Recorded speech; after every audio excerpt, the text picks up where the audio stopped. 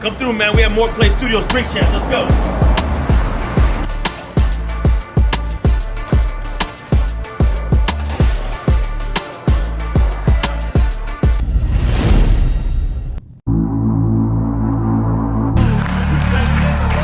Killer.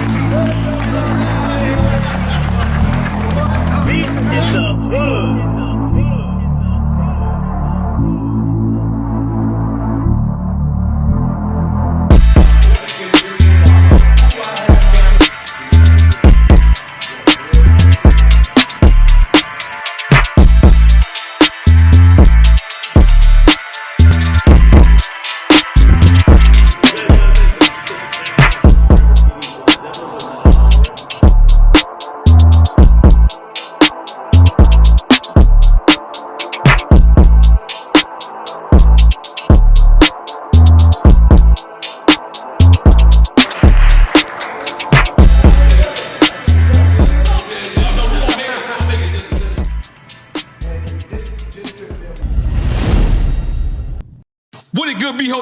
This is your boy N.O.R.E. What up, is DJ EFN? And it's Military Case Roar, Yappa Yawa, Drink Champ, make some! Now, very seldomly do I get a chance to see an artist come from, you know, where they coming in the game to the furthest they can go. This brother right here, I've seen him in the beginning. I've seen him go to record labels. I've seen him from being a person that the record labels will probably just, you know, take a meeting with to the man being the most important person in this goddamn game. Jay-Z said it and made everyone in the industry mad. The only people movement units is M, Pimp, Juice, and us. This man has 3 Grammys, 9 billboards. I don't even want to count his plaques because it's too much. It's beyond, beyond, beyond. Hits beyond, beyond, beyond. Legend beyond, beyond, beyond. Movies beyond, beyond, beyond. Nigga did a movie with Adam Sandler, nigga. You fucked up niggas. What you say? This man is a legend. He's an icon. I got to see him. I got to see him grow. I got to see him be the person that he is. Damn. And I'm so happy to give this man his flowers today. In case you don't know what the fuck we talking about. We talking about the one, the only, the motherfucking impeccable Nelly in the building! What up, champ? What's going on? Did I nail the video? No, look. I tried to nail the video. Side by side. Yo, my wife said, you got the bandana wrong. I said, he get it. You know what I mean? Yo, but like a song. do you realize how iconic that is? Like, like we all on a group chat and we like, yo, we got to do something special. And we just all wanted to salute. And City. Yeah, City in the building, man. That's actually, and matter of fact, down here. Okay. Where it took place. In Miami? Yep, we was down here. I actually just got done recording. Thank you so much. I just got was down here recording a large part of Nellyville. Okay. And was the second or third album? The second album. Okay, go ahead. And we was down here hooping and fucking around and shit like that. And, you know, got whacked. Won't put the Band-Aid on it. But then I was about to take the shit off. And I was like, you know what? I'm fucking with it. You know what I'm saying? We was fucking with City. We was going into the, coming out of the Free City album. Okay. You know, wanted to keep representing, keep showing my little brother some love because he was, you know, he was locked down, didn't get a chance to... City? Yeah, okay. City. That's actually, he did the rap on Ride With Me. Okay, yeah. But he wasn't never in the video. The nigga was locked up. Wow. So, you know, we named the St. Lunatic album after him and all of that shit and just start repping the Band-Aid like, fuck it, I'm gonna hold cuz down. We gonna ride this thing out until he get out of here. Okay, so the Band-Aid represented it until he came home? That's dope. Until he came home? Yeah. Oh, okay. I didn't wear it all the way till he came home. Nigga got old and shit, you know what I'm saying? Oh, you know what's crazy? I heard this, but I didn't pay attention. Yeah. So I didn't pay attention as much as I should have, rather. So you're saying that wasn't a style statement. He said he actually got nicked. It was him. Yeah. When we first, we was down here hooping because we had rented a house or some shit and we had the studio in the house and down there hooping and got fucked up. And then I was like, okay, cool, boom. But we was coming out of the Free City album, Lunatic album. I was like, you know what? This might be dope. And I ain't even lie. Some little chick swooped my head up. Like, I like the Band-Aid. Well, shit, here we are. You know what I'm saying? Right. And we was throwing it up for City, so we kept it rolling. It's crazy because I was on tour and I caught a cut right here. I don't know if you remember. Yo. I caught a cut right here, and I had to put a Band-Aid on. And it was like, look at this motherfucker trying to be Nelly. I'm like, yo, damn, nigga can't even get a cut no more. But look, let's bounce around a little bit, right? Yo. Super Bowl 2025 just happened, right? Mm-hmm. And it's mixed reviews. Me personally, I love to see hip hop on that stage, but I can't ignore what other people are saying. Okay. What did you feel? Because you did Super Bowl in 04, right? Yeah, well, we did it. I did it twice. Wow. Did it the first time, I think it was like 01.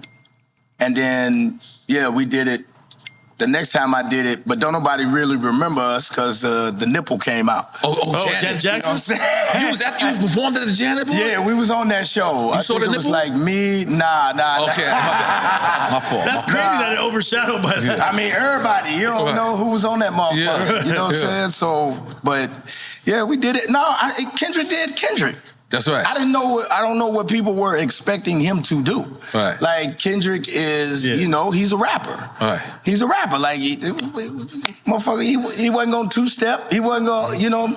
I think he did a great job. I think he did a great job. I understood that it is the Super Bowl, so as far as theatrically, some people could be expecting a little more. But I think he did a great job, man. I loved it, and he did him. You know, and who I also think should get a lot of credit is whoever put that damn show together. Right. Because that choreography and all that movement, and simultaneously, whoever did that, the behind the scenes. Them motherfuckers, they need a raise. Yeah. Because that's something that's very important because there's a lot of people me and you understand that, and I'm gonna be honest. As high as I've ever gotten in hip hop, I've never got the Super Bowl status, so I still can't relate to that. Like, you know what I'm saying? But can you explain to people like how that shit is? Because you got to really rehearse. Yeah, you in that shit. 2 weeks of rehearsals. It's like, you know, it's in that actual city that the Super Bowl is taking place. Well, I think the first time we did it, we started rehearsals somewhere else. It was like enclosed into a studio, and they kind of set a mock stage up just to run it through. And the first time, because they really didn't know, because I was like the first rapper to get a chance to do any of it. And they had me on there so motherfucking fast, and my heart pounding and shit. I'm down in that motherfucker. I'm racing like a motherfucker. Like, damn, I'm really at the Super Bowl. So you do all that rehearsal. We rehearsed for like 8. It's almost like 3-4 hours. Then it moved to like 6 to 8 hours. Then then you might be rehearsing. The closer you get, might be like 12-hour fucking rehearsal. Wow. But you know, you got breaks and shit in between there.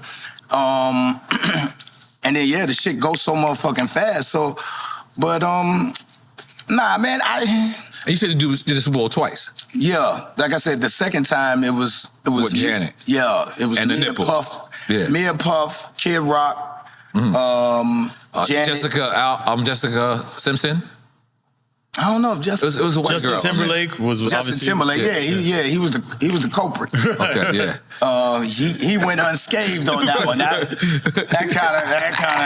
had a lot of people like, wait a minute, what happened here? Yeah, like she didn't rip her nipple out herself. You know what I'm saying? Like, I don't remember. So Janet got the slack for that? Yeah, really? Janet caught a lot of motherfuckers slack for that. Right. And, Which now would have been nothing. And now the way shit is. Well, yeah, they got. I don't think that. Now you have an OnlyFans. Oh shit! The nipple will have an OnlyFans. The nipple itself by itself. Right.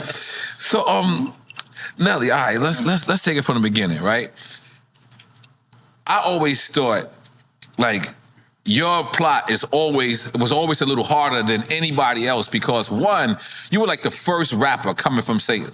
Louis. Is that correct? To a certain degree. Okay, I mean, we had a few people, man, that came up. That came up out the Lou, but didn't get a chance to really get to a. But with stars in the Lou, you saying? Definitely. Okay. Definitely was. We had a bunch of like Bulletproof records, and I'm gonna forget a bunch of people at this time because I'm on the spot. Right. And that's kind of fucked up. So see if you know who.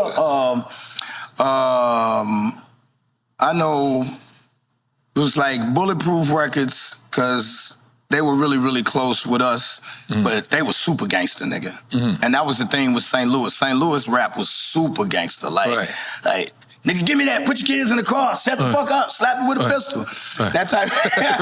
But in a creative way. You know? And we was more doing things a little different. So a lot of people kind of looked at us at that time like, you know, they doing more partying, they doing more this and more that. And we was kind of mixing both of them together. But what you don't remember, first time, and I'm gonna switch, first time I ever met N.O.R.E. Okay, yeah, let's go. It's like 90, I wanna say it's like 98. Okay, 98. Penalty Records. I'm on fire. Cause my little brother, Cardan, he was signed a Penalty. I was cool. And we came to your session, and this is why I fuck with you to this day, cause I don't know nobody. All I know is I'm up here by myself with Kuda, I got Cardi, what's his name?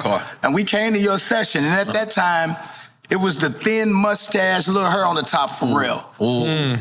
And he very was tight shirt, very tight shirt. Yes. And he was at the board, and he was either mixing or y'all was finishing up. Oh no! And I was like, yo, what the fuck is this shit? You know, and I'm just sitting in the back, and you was walking around. You ain't know me from nobody on the fucking planet, man. You dapped me up and gave me some smoke and shit, and I was just like, damn. Goddamn, make some noise for me. You know what I'm saying? Yeah, well, hold on. And I was like, man, I fuck with dude. Like, dude didn't know me from a motherfucking can of paint, man. And you showed me a lot. That meant so motherfucking much to me. Your hands, you got it queued up? No, you gonna get your shine on? No, you got it queued up? But you sent me on the text. Yeah. Oh, he got a speaker.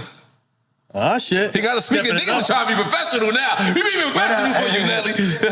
You know what I'm talking about, right? What? You know what I'm talking about? What you said on the group chat? Yeah. Let me let you play you something. Yeah, play. Yeah. Okay, all right.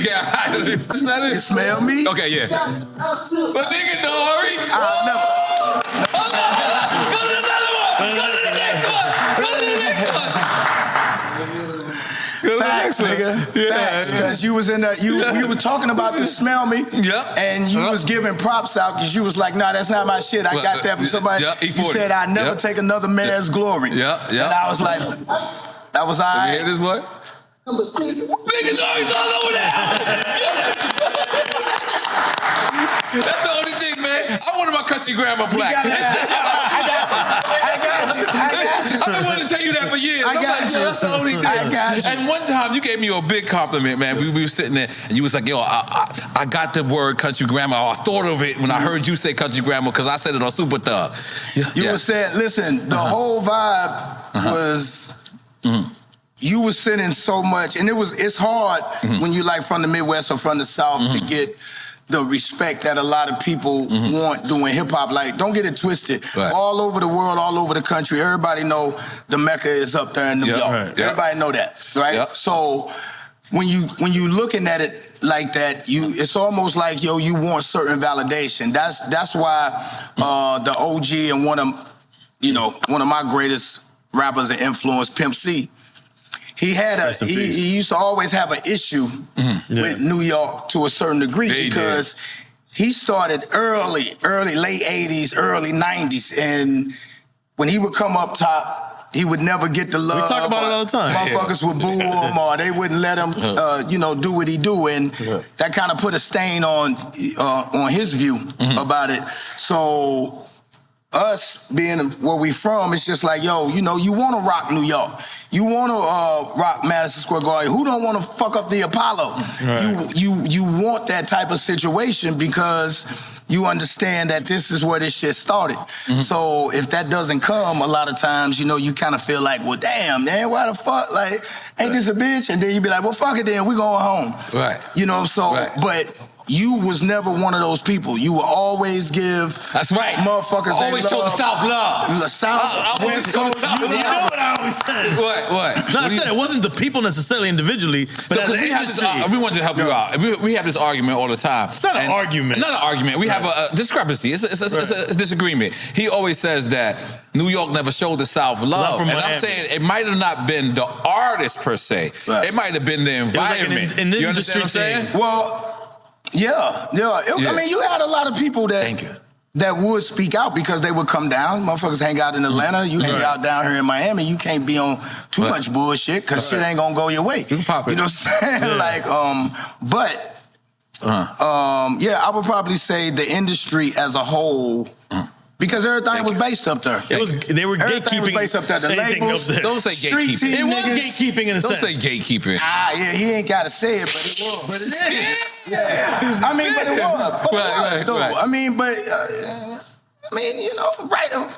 I would say rightfully, not righteously, but rightfully, to a certain degree, it's like, yo, nigga, you know, you protecting what you got, and if you feel like you birthed some shit, you gonna hold on to it till you understand that, yo, you might want to spread the love around, you know what I'm saying, and then, you know, certain things happen, but man, you've always been that, man. I appreciate that. Oh, thank you, man. Man, Cardan, shout out to Harlem. Harlem World. Because for years, you were hanging out. A lot of people didn't know you were St. Louis. Hanging out in not because you didn't claim St. Louis. It's because your swag, like, kind of like reflected. Well, I was able to listen. St. Louis made me who I am. Gave me my talent, all of that shit. Hanging out in New York and in Harlem taught me how to be a star. Because you know New York, everybody in New York a star. Nigga ain't doing shit. Nigga walk up to you selling CDs. Yo, nigga, I got the best CDs in the motherfucking world. I'm that shit. I'm the CD king, nigga. You better recognize that motherfucker. You know what I'm saying? Like, and you like the confidence is great. Yeah, the confidence is through the roof. So just getting the chance to hang out in Harlem every other day, going up to Penalty Records and all of that shit. I was just seeing how things worked from a different perspective. Because where we from, we're looking to get in to the game. Y'all, a lot of New York and the game from New York was looking like, yo, we are the game. So I had to start thinking like, I am the game. And then once I started realizing and started thinking like, yo, I am the game. And that's when shit just was like, boom, because like I said again, you know, I'm hanging out with niggas. We roll it. We roll up in Harlem. We all in a van. I didn't know what the fuck like the battle rap scene was like in New York. So I'm rolling with. It's like me, Cardi. There used to be some cats called the Teamsters. They was on Country Grammar. And we riding around Harlem. These niggas is jumping out, battling motherfuckers. And I'm talking about niggas just jumping out on the corner. And the niggas is like face to face, shoulder to shoulder. So I think, nigga, I'm from the Lou. I'm thinking it's going down. I came with these niggas. You know what I'm saying? I came with these niggas. I got to leave with them. So they hop out, nigga, I hop out. I go up, they like, no, we rapping. I'm like, well, shit. Ain't nobody. All right, and they spitting on each other shit. I'm like, you know, they face to face. I'm like, oh yeah, he finna hit it. He finna fuck him up. And these niggas, when it's over, they give each other dap. I'm like, nigga, I ain't never seen no shit like this. Not like that, because we battle rapped in St. Louis, but it was never that intense. Like, you get that close to a nigga in the Lou and get to spit and like, nigga, what?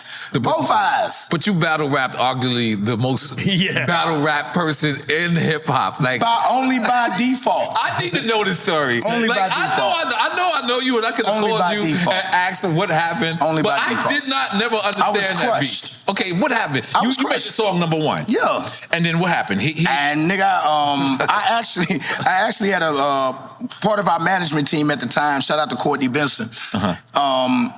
Him and his brother was cool with KRS. Okay. You know, I'm like, nigga, this is the teacher. This is a god. Who cares? Who cares a god? The teacher, you know what I'm saying? I'm like, never in my wildest dreams am I ever thinking that anything that I am doing is on his radar. This is disrespectful. Nigga, I understand nothing I'm doing is on his radar. Why would the fuck would KRS-One give a fuck about what Nelly is doing? Saying that he's #1. But then you forgot, KRS-One had a song called #1. But I mean, come on, my nigga. I ain't from no barrel or no shit, my nigga. I ain't from no barrel, cuz I'm down here. You know what I'm saying? So you know that? No, I know that, but I'm like, what the fuck? So what? Nigga, everybody got songs that's labeled. Like, and you would think that, I'm like, nigga, I party rap. fuck is you talking about? Right. You know what I'm saying? Okay, but then I got a call. So what was it, an interview or was it an actual record? No, nigga, I got a call. I think Courtney Benson was like, yo, KRS-One, he's mad, you're trying to do that. I'm like, nigga, I'm thinking this is a new group, not the teacher. Nigga, like, not the you mean the group KRS-3 or some shit? 2 or not 1? Like KRS-One? Like, fuck you mad at me for? I'm trying to think. You know, you thinking, what the fuck that I done did? I'm like, hey, KRS-One, what the fuck did I piss off? You know what I'm saying? I'm like, nigga, I don't, fuck. It's like, yeah, your number 1 song, you tried to jack her, man, you tried still. Oh, it doesn't sound like you jacked her. Okay, so then he does this, you know, he does the battle. He wants to battle Nelly. That's where you at, KRS-One. You want to battle Nelly? That's where you at, for real. All these niggas that's out there, you ain't saying shit to no Jay. You ain't saying shit to nobody out here. You want to battle Nelly?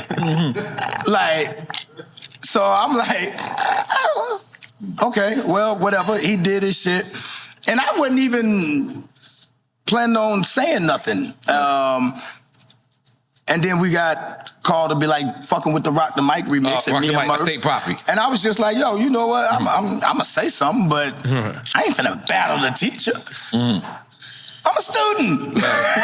Right. That's dope. What the fuck is you talking about? No, but I ain't gonna lie. I was really because I didn't know KRS had said something about you. I didn't know that, so I just heard your. He went so at I'm me. thinking for years I thought you was like no sir. So no like, sir. Why I don't would do he K? Bro. Early Nelly, I don't do nothing. I kick it. Fuck bitches. Party. Right. Make money. That's all was on my mind. You're not thinking about beef with the teacher. Never. Yeah. Damn sure not with nobody that has inspired me that's damn near 20 years older than me.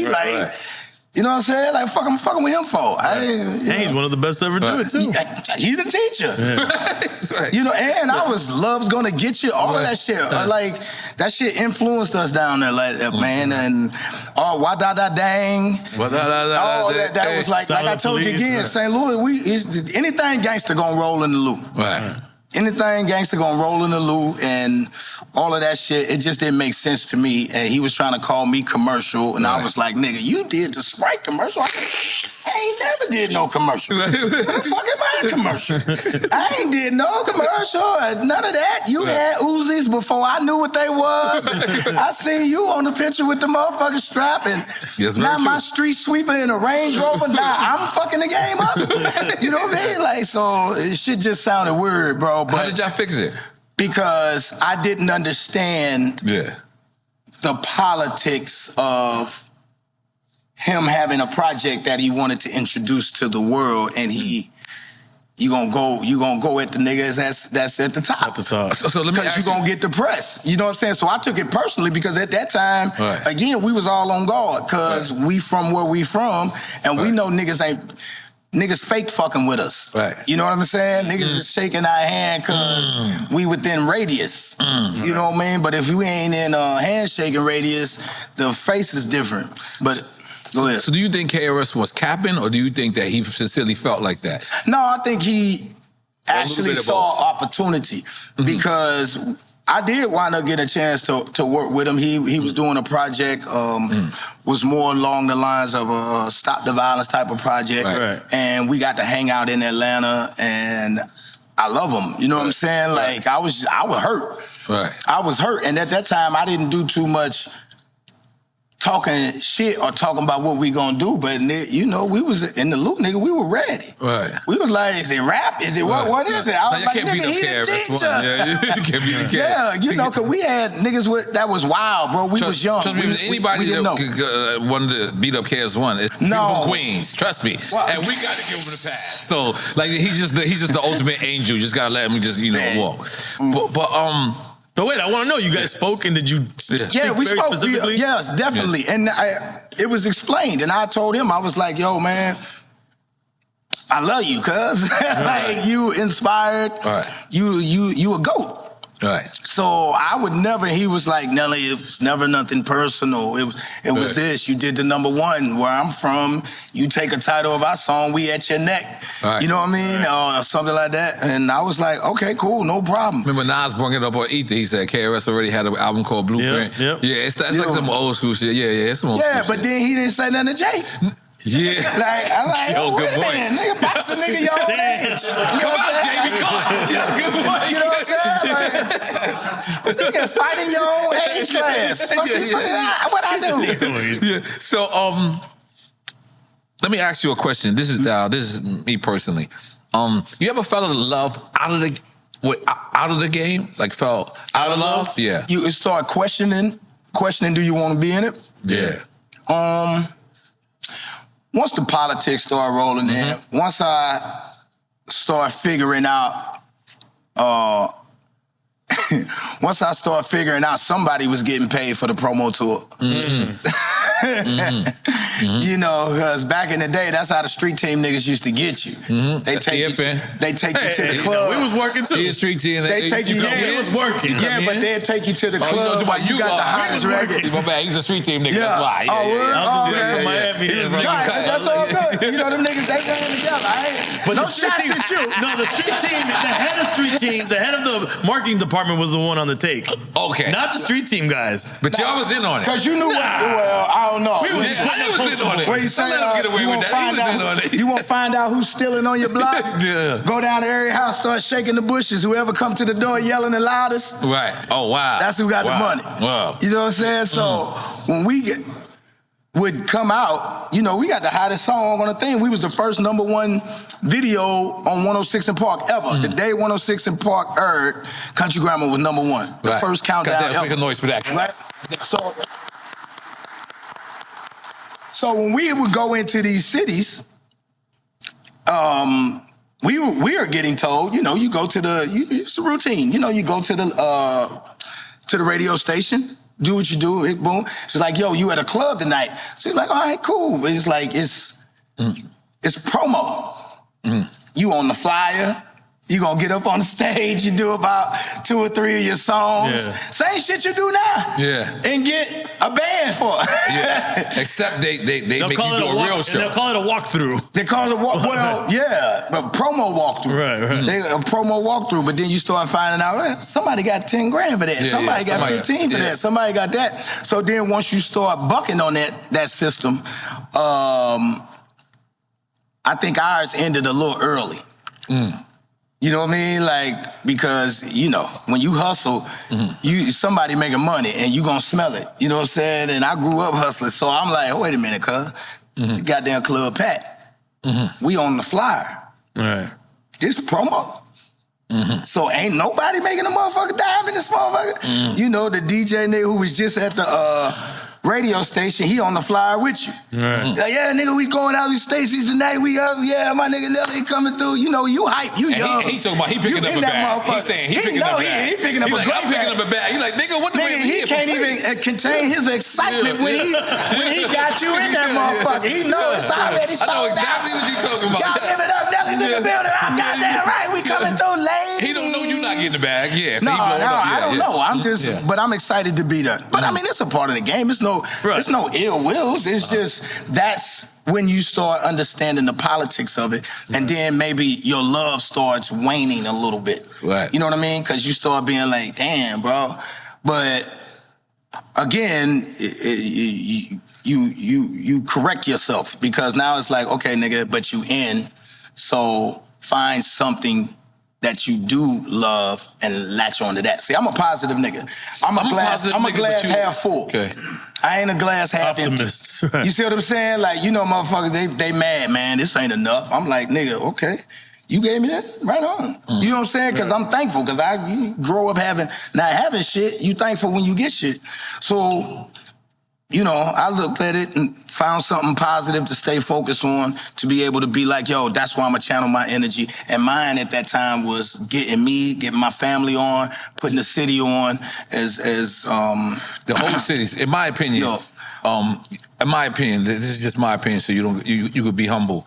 But in my opinion, you put St. Louis on the map as far as Well, I appreciate new that. age music. You know what I'm saying? But we always had a lot of good music, I get it. man. It's a lot of jazz, a lot of other things. But for hip hop, and let me just give you your flowers, because I realize you're humble, but you are the person that was the biggest worldwide star. Like, you know what I'm saying? Like, I'm gonna be honest with you. I appreciate if you actually Google St. Louis, you're probably the first thing that comes up. Probably the first or second thing that comes up. The only thing I wish I would have did was trademark the Lou. The Lou? Oh, shit. Oh, you ain't got that trademark? No, nigga.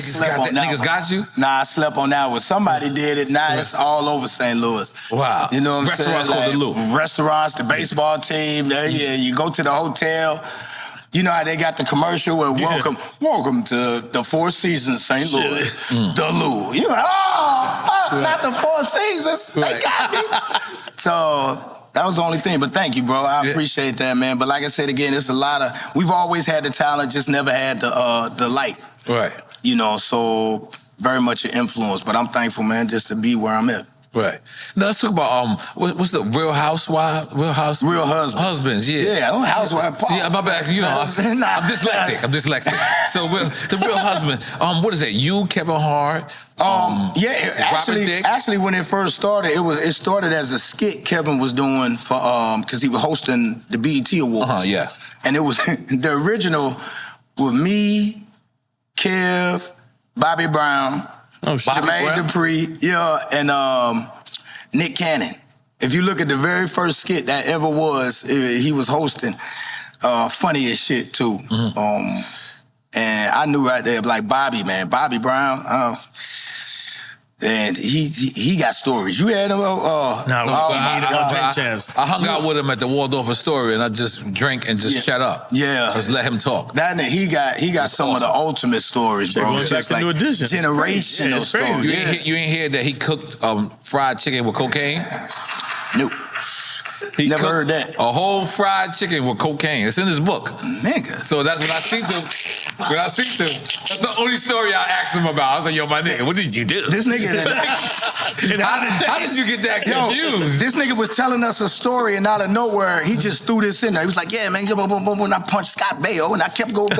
We was like, wait a minute, nigga, you bang up. He was like, what you talking about, the truck? No, what, the girl? No. Nigga, you punched Scott Baio? Oh, yeah. I was like, yo, what the fuck? Yeah, them new edition niggas was getting a lot of pussy back then. Yeah, he was the one. It was his prerogative, though. You know, who you thought? This is just spitballing. When we were coming up, everybody coming up, who you think got more pussy, you or Mace? We ready? We ready to start the interview now? Let's go. Let's go. This is back then, allegedly. No, allegedly. You knocked him down. No, I ain't gonna lie. Listen, I ain't gonna lie. You was known as a sniper. You know what a sniper is, right? Yo, long distance. That's right. Yeah.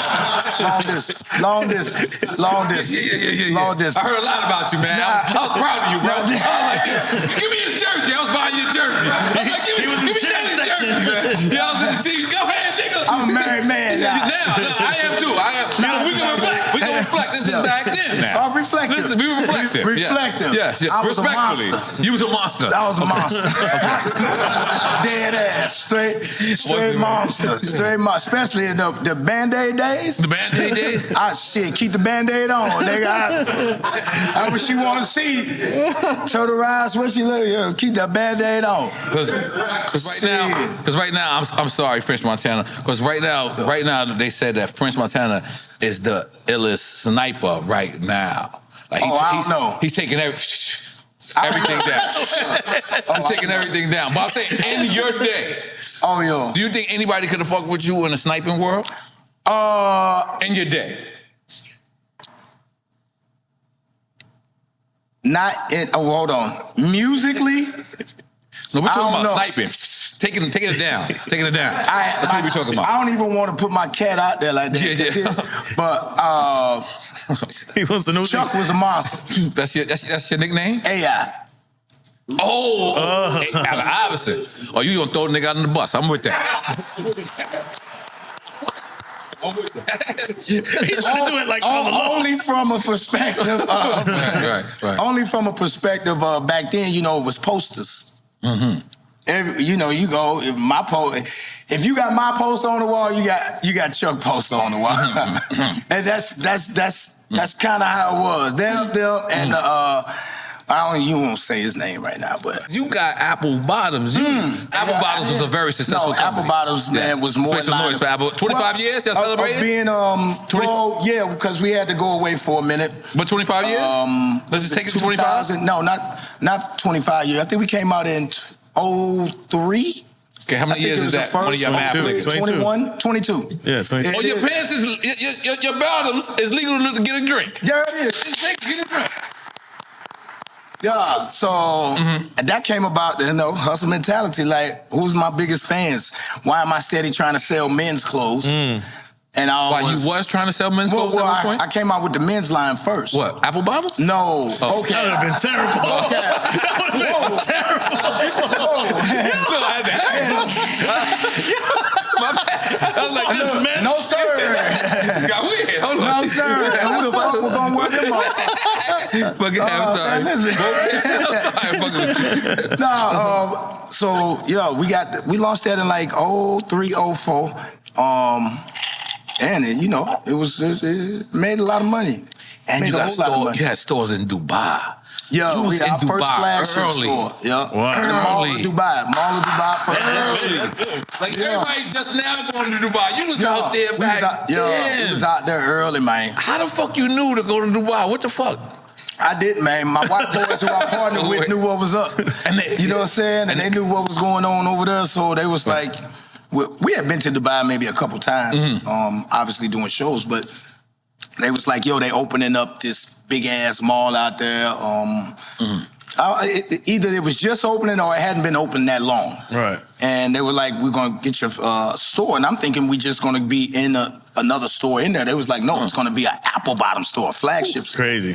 And we was over there and line was down the street, around the corner, all through there. And I didn't think we had enough clothes in that damn thing because we were brand new. Right. It was more about the look than anything. I didn't think we had enough product in that shit like that. And yeah. You realize how ahead of your time you was, though? With everything. Yeah. I try to be like the music, the place, the melody, all that. You gotta stay that. You gotta stay that way because I feel like if you are creating, then you'll always have an opportunity to win. But if you are on a wave, if you surfing, you got niggas who create and you got niggas who surf. There's a lot of rappers out here they surfing and that's cool. Like whatever the wave is going, they can pull their surfboard out and ride the wave of what's going on. But I always try to be out there creating waves or move anything. Sometimes it works, sometimes it don't. But that's the way it is. Again, the glass is half full. So I'm gonna figure something out real quick. Nah, man, you were so ahead of your time with that shit, man. I appreciate it, man. Into the females, and then I kid you not. Look, when I first heard that you were in Dubai with a flagship store, I sat back and I was just like, why? Like, why wouldn't it be in the Lou?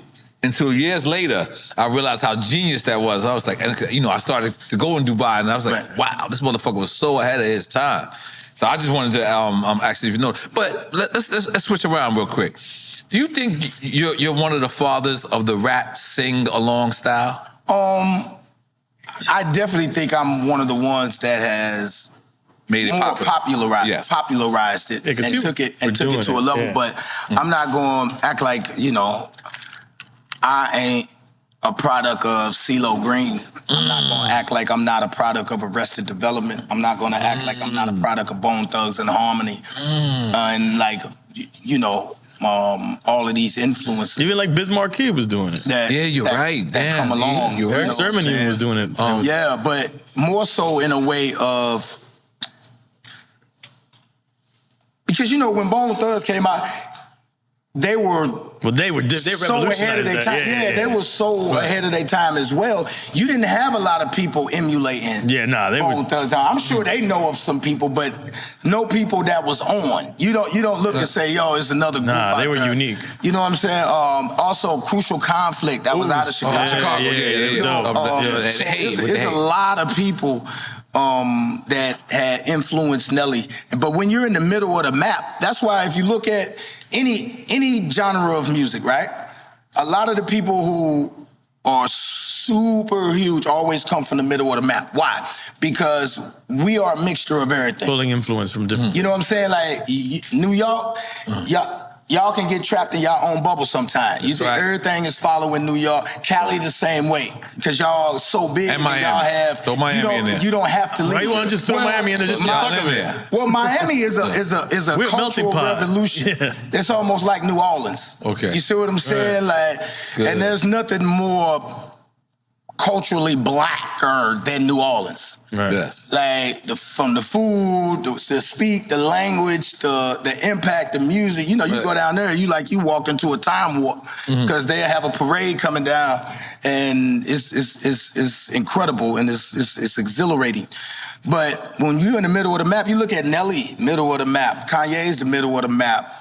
Eminem, whether you agree with him or not, he's the middle of the map.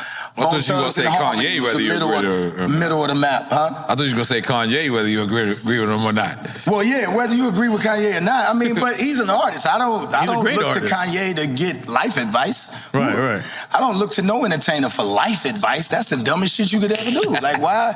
Like, your life mirrors an entertainer. You know what I'm saying? Right. Nigga, we all could be looking at the same tree, but we definitely looking out of different windows. You know what I'm saying? So, my window, you know what I mean? So I don't get how people, and I don't even mean to break into that type of shit, but I don't see how people follow celebrities for political advice. That's the dumbest shit ever. Like, why would a celebrity give you the best advice politically when he really has to believe that? And me as a man, protector, and a father first, everything I think about is putting my family first. That's I have no choice but to put my family first. Not saying I don't care about anybody else, but my instant think, like, I'm gonna put your family before mine? Why the fuck am I thinking about you first? So why would I know what policies is gonna best suit you when I'm trying to create my generational wealth and what's going to help change the course of what my family has been following? So I owe that responsibility to my family. I can't, Pops had it all. What the fuck happened? He worried about everybody else. What you mean? And he should have been doing this when he worried about how he looked for everybody else. You can't do no shit like that. I don't respect it. That's real. I don't respect it, man. Not as no man, not if you saying you a father, not when you saying you the head of the household, you the protector, you the motherfucker that they see at the doorbell. Nah, you could be the nigga on the porch and tell your wife to go open the door, but my wife ain't opening nan door. I'm going to the door. You know what I mean? Now, you can talk to her once you get past me. But I'm opening the door first, and I'm protecting everything in my house. So my natural instinct is going to be what best suits my house. And since I can't do that, I remain silent on politics like that. Like, I'm not gonna never tell you who you should vote for. Right. Who you should vote for. I would never tell you to do that. You know what I mean? Like, you should vote for whoever. Right, yeah, whatever. Because they be mixing up them policies. You think you voting for this and you fuck around and this is on the bill. Like, damn, nigga, I thought I was getting loans for underprivileged communities. Fuck around and you didn't cut Social Security for your granny. You're like, I didn't know. I told you, mother, they didn't tell me that. You know what I'm saying? So, that shit is a hard thing to watch. Well, we want you to know, Nelly, our show is about giving people their flowers when they can smell them. I appreciate it. They thoughts when they can think them, and they drinks when they can drink them. Oh. And we want to give you your flowers. I appreciate it, right man. now. Oh, to your yeah, face, yeah. face to face, man to man. Let you know. Check that shit out. Let me just tell you something. I think a jersey. No, we're gonna make it. We're gonna make it just for your retirement section. As a sniper, we're gonna put it right up there. We're gonna put it right up there. Man, it was old days. Because I'm out of the I'm gonna be honest with you. It's only really 3 people in this industry that I actually seen like come up from like almost. I didn't know the beginning stages in St. Louis, but when you came to New York, I know your story from there. I seen your story, Fab's story, and 50's story, and I love that shit. Like it's like you ever see somebody and you just know that they're gonna do it. I know I say that and it sounds so simple, but it's the truth. Like I saw Pitt like that. I saw Pitt. Yeah, when I saw Pharrell, I was just like, he's weird, but he's gonna make it. He's gonna go like he's not me. He's not me, but guess what? I'm not me. The world, I'm a minute person. Right. The world is different. You know what I'm saying? Like being hood is like 2% of the world's population. They can't really. I made those facts up. Yeah, but what I'm saying, everyone can't relate to being a hood nigga. You know what I'm saying? All right. So moving on. We got your flowers. Now it's quick time with slime. Well, let's talk about the alcohol real quick. Oh yeah, you have alcohol. MoShine? Yeah. Moonshine. Yeah, it's MoShine. It's a moonshine. So again, ain't nobody slanging that. And again, it's about knowing your lane, knowing who you can partake services to and different shit. So MoShine right here,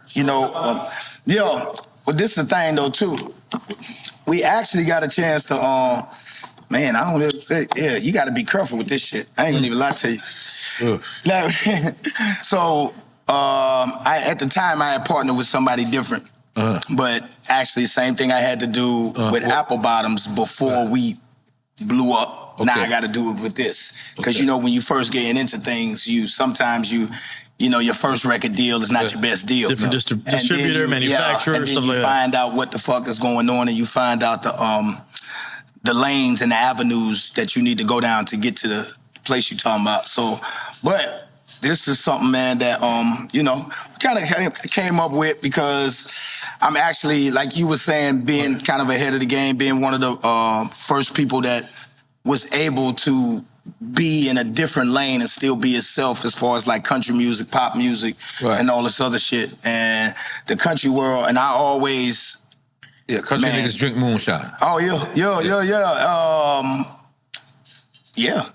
Country niggas fuck moonshine up. I seen an episode on Netflix about moonshine. They was making the shit themselves. And how was it illegal and all that. Like I like that shit. So you got this is the legal moonshine. This is the legal moonshine right here, man. So like again, you got to be careful with it, man. It is very tasty, I would say, and that could be dangerous. That's the thing. You look up and you done fucked up the whole bottle, and sometimes that may not be good. Because I see it's peach flavored. Got a little flavor. Definitely like the ladies to get a little saucy. I respect that. Because I mean, they gotta pour their own drinks. Though. You make shit for nowody.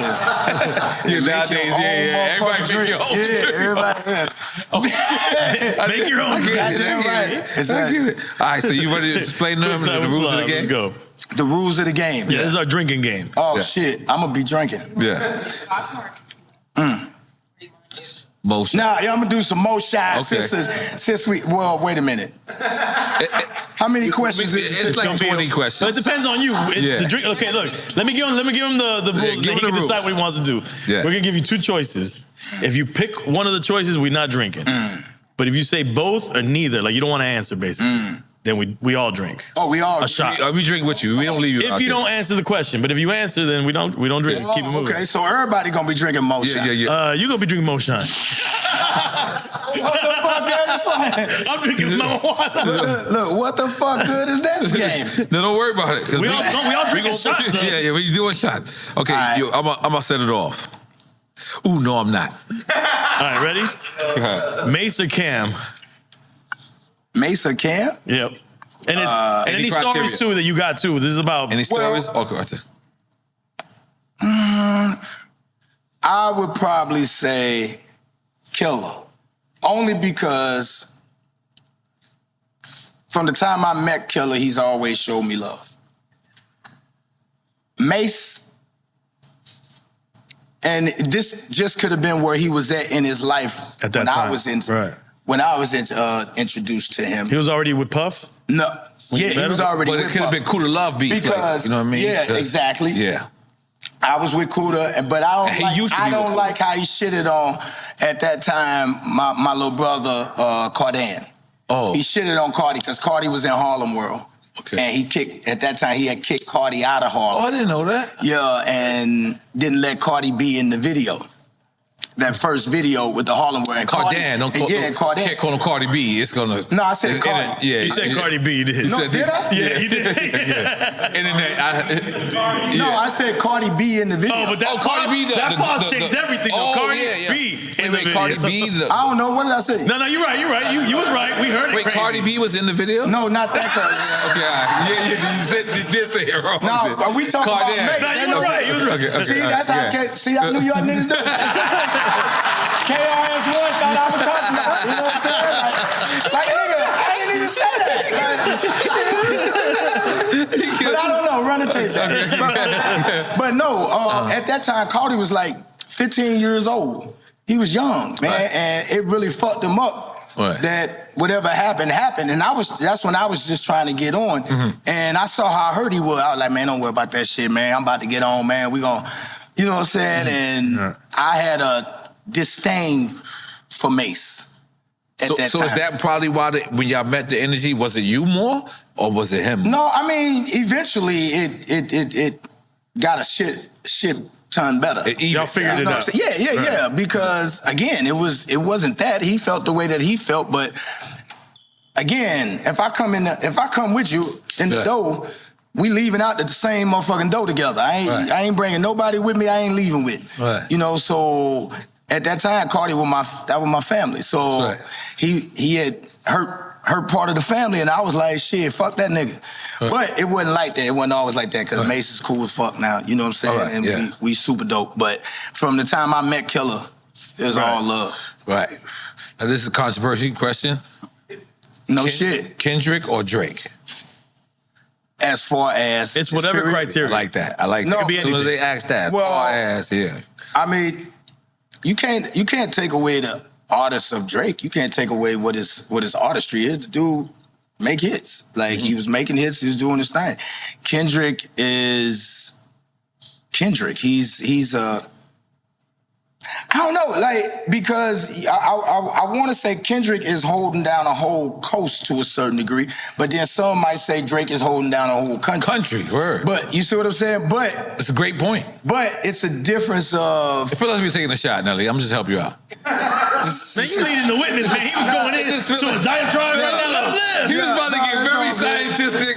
Well, it's all good. He's saving you from the. It feels like he's taking a shot, man. It's all good. Because you go to the light-skin karate class with Drake. We know that. but what I'm saying is I was enjoying the explanation and you ruined it, man. Yeah, I'm sorry. I wanted to drink. If you look at Kendrick, you think of more of a traditional hip hop superstar. When you look at Drake, he embodies hip hop. You just think of superstar.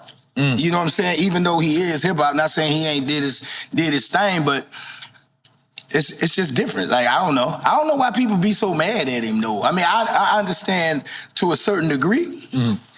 But again, it was never about relating to Drake's life. The man, he started at the bottom. Like, he said he was living at his mama's house. My mama never had a house. If his bottom is his mama's house, I'm not looking at life advice from somebody who mama got a house. I'm listening to these bangers he making. The nigga making banging ass records. He knocking these motherfuckers out. So, you know, I praise his hit making artistry. Kendrick is part of coming from where we come from. That's how you look at it. I don't think Drake came from where we came from. But when somebody makes it coming from where you come from, you look at them a little different. You see what I'm saying? They get a little bit more of a validation because you understand. More relatable. Yeah, and you understand the fight that they had to get to where they are. And you could be like, man, they might not have made it. You know what I'm saying? Like, but if somebody who started somewhere that you can't relate, you just appreciate what they do. Like, Drake is a phenomenal artist. Kendrick is somebody who you be like, yo, I know that nigga. I I could have knew Kendrick. I probably wouldn't have never known Drake. That's what I'm saying. Like, so I appreciate Drake's music and the artistry. Okay. And I took the shot for nothing. So you picked? You picked at the end? No. I guess I didn't. No, if you didn't pick, then we drank. And I don't like politics. I just did that shit. I like that. Chingy or Jaquan?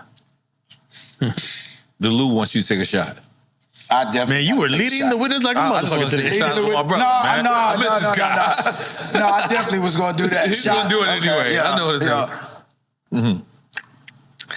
Now, Jaquan is my nephew. Like literally? So he's not, but it's family. Okay. To the sense of Jaquan was super young when he came into the game. You know, when you come into the game and you 15, 16 years old, nigga, and you the one paying the bills, it's a different life. Right. You know, man, it's a different life when you that young, and now you go from being told what to do to telling niggas what to do, and you don't even know, you're not old enough to know why you telling them to do it. So that's just a difference. Eve or Missy? Missy. But I like Eve, but Missy, if I had to pick. Yeah, ain't nobody mad at you. Ain't nobody mad at you. We got you. Look, you said that shit, boy. There's no wrong answers here. I want the next answer. Go. Sexy Red or Glorilla? Red. I gotta ride for the Lou. Yeah. I'm always ride for the Lou. No. Like, this how the Lou work. Outside of the Lou, can't nobody talk. You can't do that. Right. Now we'll talk about each other in the Lou. Right. right. Like, you know what I mean? But if you're not from there, because we don't have enough. Right. We don't have a lot of artists like y'all got. We ain't got a lot of motherfuckers like Atlanta got to be able to look like something. We are really all we got. So we can't do that. You know what I mean? Not to no outsiders. Right. Can't do that. I'm gonna tell you something. I was hosting the BET red carpet. It's the only rapper I've ever ran from in my whole life. That you ran from? Sexy Red. Only rapper. I might have caught losses in life. I've never caught losses in this industry. I won every battle I've ever had in rap, right? Just let me I ain't talking about battle. But Sexy Red, the only person that made me run. Why is that, N.O.R.E? I'm on the red carpet. Sexy Red is walking through. Y'all know what I'm. Sexy Red is walking through. The nigga with the headphones laughing. She stopped and she looked at the red carpet and she must have said, "Yo, I'm gonna make this different." So mind you, I'm with the other wieners over there. You know what I mean? Like these niggas don't got no platinum records. These niggas ain't made N.O.R.E. album. These niggas ain't discovered motherfucker Pharrell. I'm standing there with a bunch of Franks. That's what I'm saying. Holy shit, but Sexy Red gonna come, she gonna recognize me. And she gonna, but I'm sitting there and she looks at all the other Franks. And she says, she pulls out her money and starts making it rain. I ran. My nigga, all I was thinking of was a picture of a Sexy Red making it rain on the N.O.R.E. You know how hard I win this industry to be who the fuck I am? And I'm like, I kid you not, I did the 30-yard. You was out? Yo, I was like, that's the last thing I need to be on Tubu. Yo, oh, man. Tubu? What's this shit? Tubi? Sexy Red. And I'm like that. You're like, I ran. So if there's no rapper in this world that can say they made me rap. Oh, man. But I'm gonna give her that. You probably had the first nigga shit that made rap. All right, cool. Shawty mean that, man. Yeah. She means that. If anything, she is definitely putting on, but she's authentic, man. She's authentic. If you're gonna respect it, believe her heart. Yeah, that's know fine. that. all right, Metro Boomin or Murder Beats? Take a shot. Stroll, but I'm gonna take a shot because I don't want. You saying both, or you saying neither? Stroll. Yeah. I just wanted to make you niggas drink something. Yeah, we good. Okay, go ahead. Yeah, because you didn't go out with me the other night. I ain't gonna lie. That has never happened. Let me tell you something. I can call N.O.R.E. at any time. Where you at? Where you at, son? Yeah, nigga, I'm out here. I said, yo, I'm coming down, nigga. I got 11 on Saturday. You know what I'm saying? Like, come on out. You know, when that pause, I said, I said, damn, this nigga I ain't never heard him breathe. I ain't never heard this nigga breathe a day in his life. I never know how he living. So yeah. Nelly, I'ma check. I never heard this nigga breathe a day in his life. I don't know how he living. Moved my card like this in 2 seconds. He was like, hey, come to 11 tonight. I was like, okay. The way I said it, because I was like, I want to be some focused, and he said, I get it. He told me I'm a grandfather. I'm gonna use that excuse. It's not an excuse. Nigga, I am too. I am too, but he can't call me granddaddy. Yeah, Papa. What you get called? Tupac. Oh, Tupac. Oh shit. Tupac. That nigga, he ever called me granddaddy, he out of the will. Goddamn right. Don't come here with that. A grand. You better be having money in your hand. Tupac. I gotta get my own publishing. Okay. I gotta think of some shit. You can say Tupac or Tupac, but you better not. No, don't come here with that granddaddy. There's someone call you viejo. Oh man, you want that? Sheesh. Oh my God. Biggie or Big Pun? Rest in peace to both. Rest in peace, to both, definitely. Again, being from the Midwest, we didn't really get a chance to enjoy Pun. Right.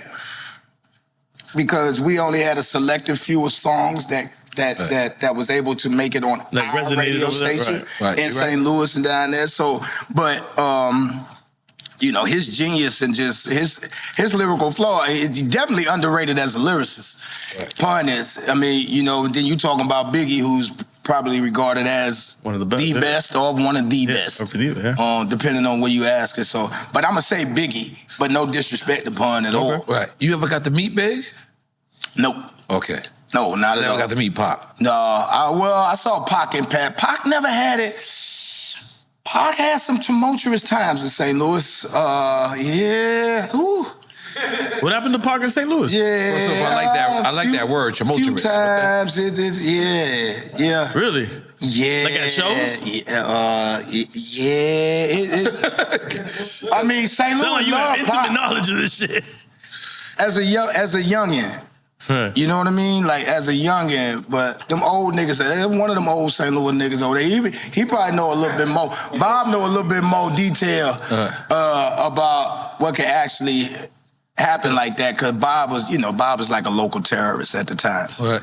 He used to own the hottest club in St. Louis, where his family did, called Club Casino. They used to call it the Beano. That's where we used to break some of our records, and where 618, who actually broke Country Grammar, that's the club he was in. And it used to be the hottest club in the Lou, and you would come there like when you, like, still in high school. You're supposed to be 18, older, but you come to that motherfucker when you're like 15, 16. Because they got the cut, though. Yeah, we had that in Miami all day. They got the side, though. You come to the side, though, boom, you might have to pay like $25. And Bob used to work there, and that motherfucker charged me $65 to get in. Damn, Yeah. Oh, niggas, listen. Hold on, listen. Listen, and I don't jump out yourself, but so we come, I don't know who the fuck y'all had in there. Was it E40 in the clique or the whole family or some shit? So it's rammed, nigga. Right. We come to the door, it's only $5. Yeah, keep going. It's only $5 going through the front door. Right. $25 usually, on a regular Saturday night at the side door. So I always come through the side door, nigga, because I was babyface Finster. You know what I'm saying? Like, even if I was old enough, I still wasn't gonna fucking get in. So I go through the side door. But this day, now mind you, I only got $115 in my pocket. Wait, how old are you now? At that time, I was like 17. Okay. But I got $115 in my pocket. A bottle of Moet is $25 to take pictures. Special times. Listen, take pictures. You could get 3 pictures. You can get 2 pictures for $10, or you could get like, I think it was like 4 pictures for like $15 or some shit like that, right? You know the pictures, you got the chairs and shit. Yeah, you got with the background. some nigga that drunk airbrushed a scene and some shit. You know, so at the time, you think the shit is fly as fuck. You know? That was it. So I'm like, yeah, boom, this nigga charged me $65 to get in this shit. I'm hurt. Money for My whole night is, I gotta reschedule and you know what I mean? Like, I gotta set out a whole nother budget. Somebody ain't getting no drink. So, but I went through that motherfucker. That's how I met Bob. Wasn't on good terms, but he's a good dude now. Because he's a granddad. Yeah, you know what I'm saying? For the granddad. Make dad for the granddad. Go to the next one, E. Oh, man. Longest yard to reach me. Ooh. Longest yard. Yeah, that's an underrated fire movie, man. What's that, Reach Me? No, Longest Yard. Yeah, that's my shit, man. I don't know about underrated. That motherfucker made lights.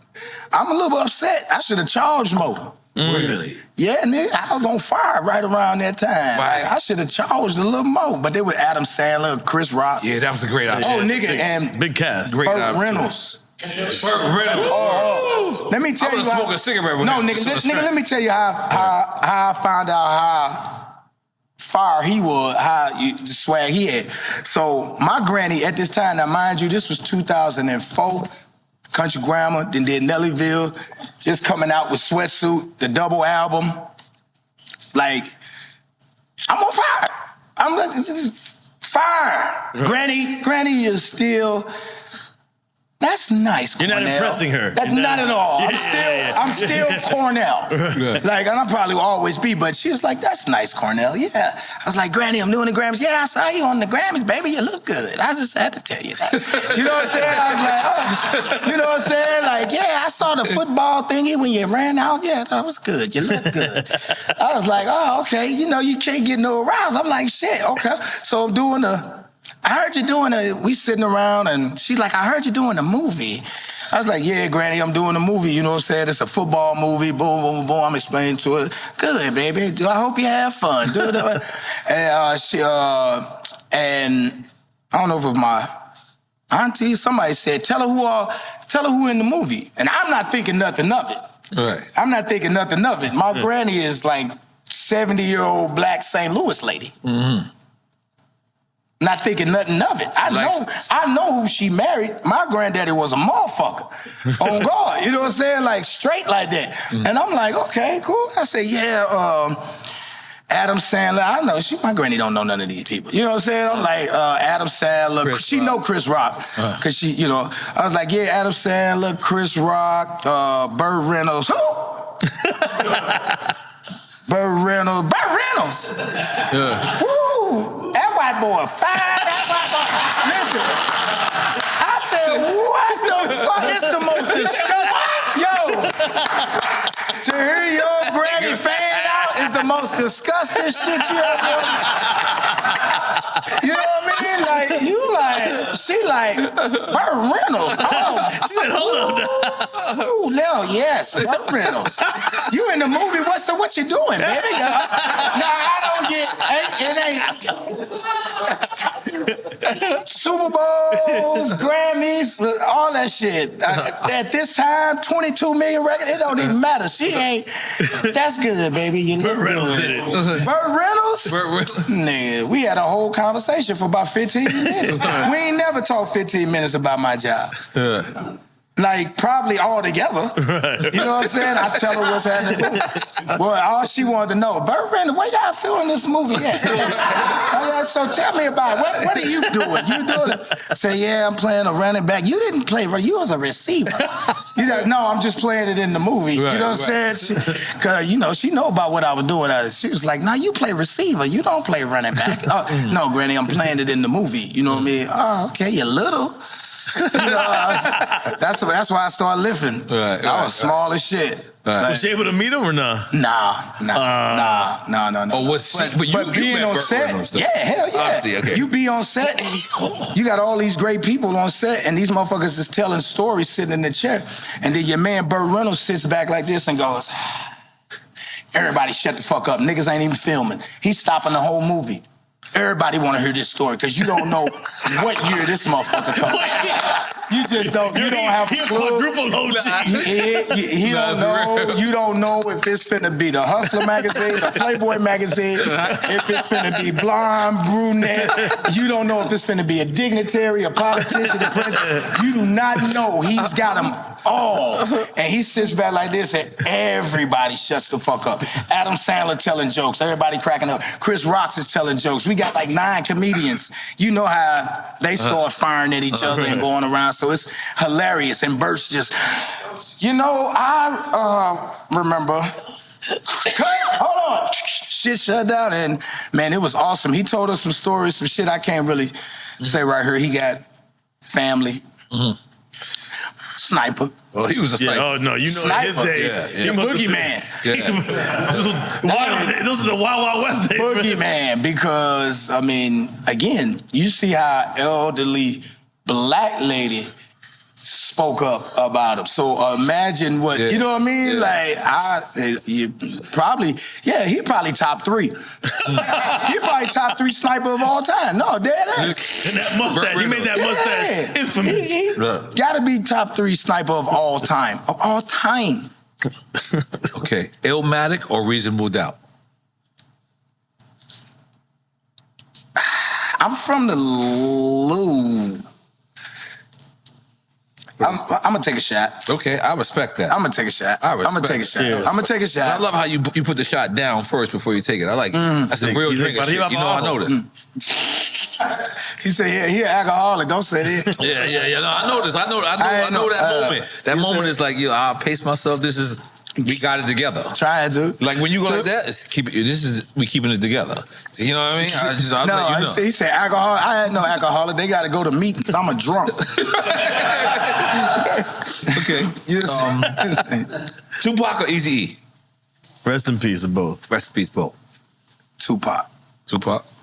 Love Easy though. Much respect to Easy, but that's not a.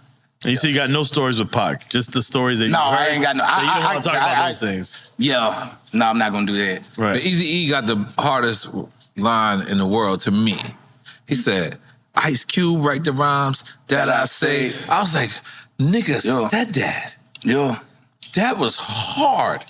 Like, and shout out to DOC, Drink Champs alumni. I just found out that he wrote story. Straight Outta Compton for Eazy-E. I didn't know that. Everybody thought it was the Ice Chronic, Cube. all that. Like y'all don't even know. Like no, but for Eazy, for Straight Outta Compton, that's the DOC might be the biggest what if.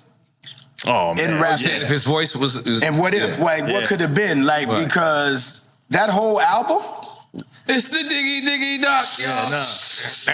DOC was bananas. And coming out of Texas. We lost all the young niggas. All the young niggas is like, what y'all talking about?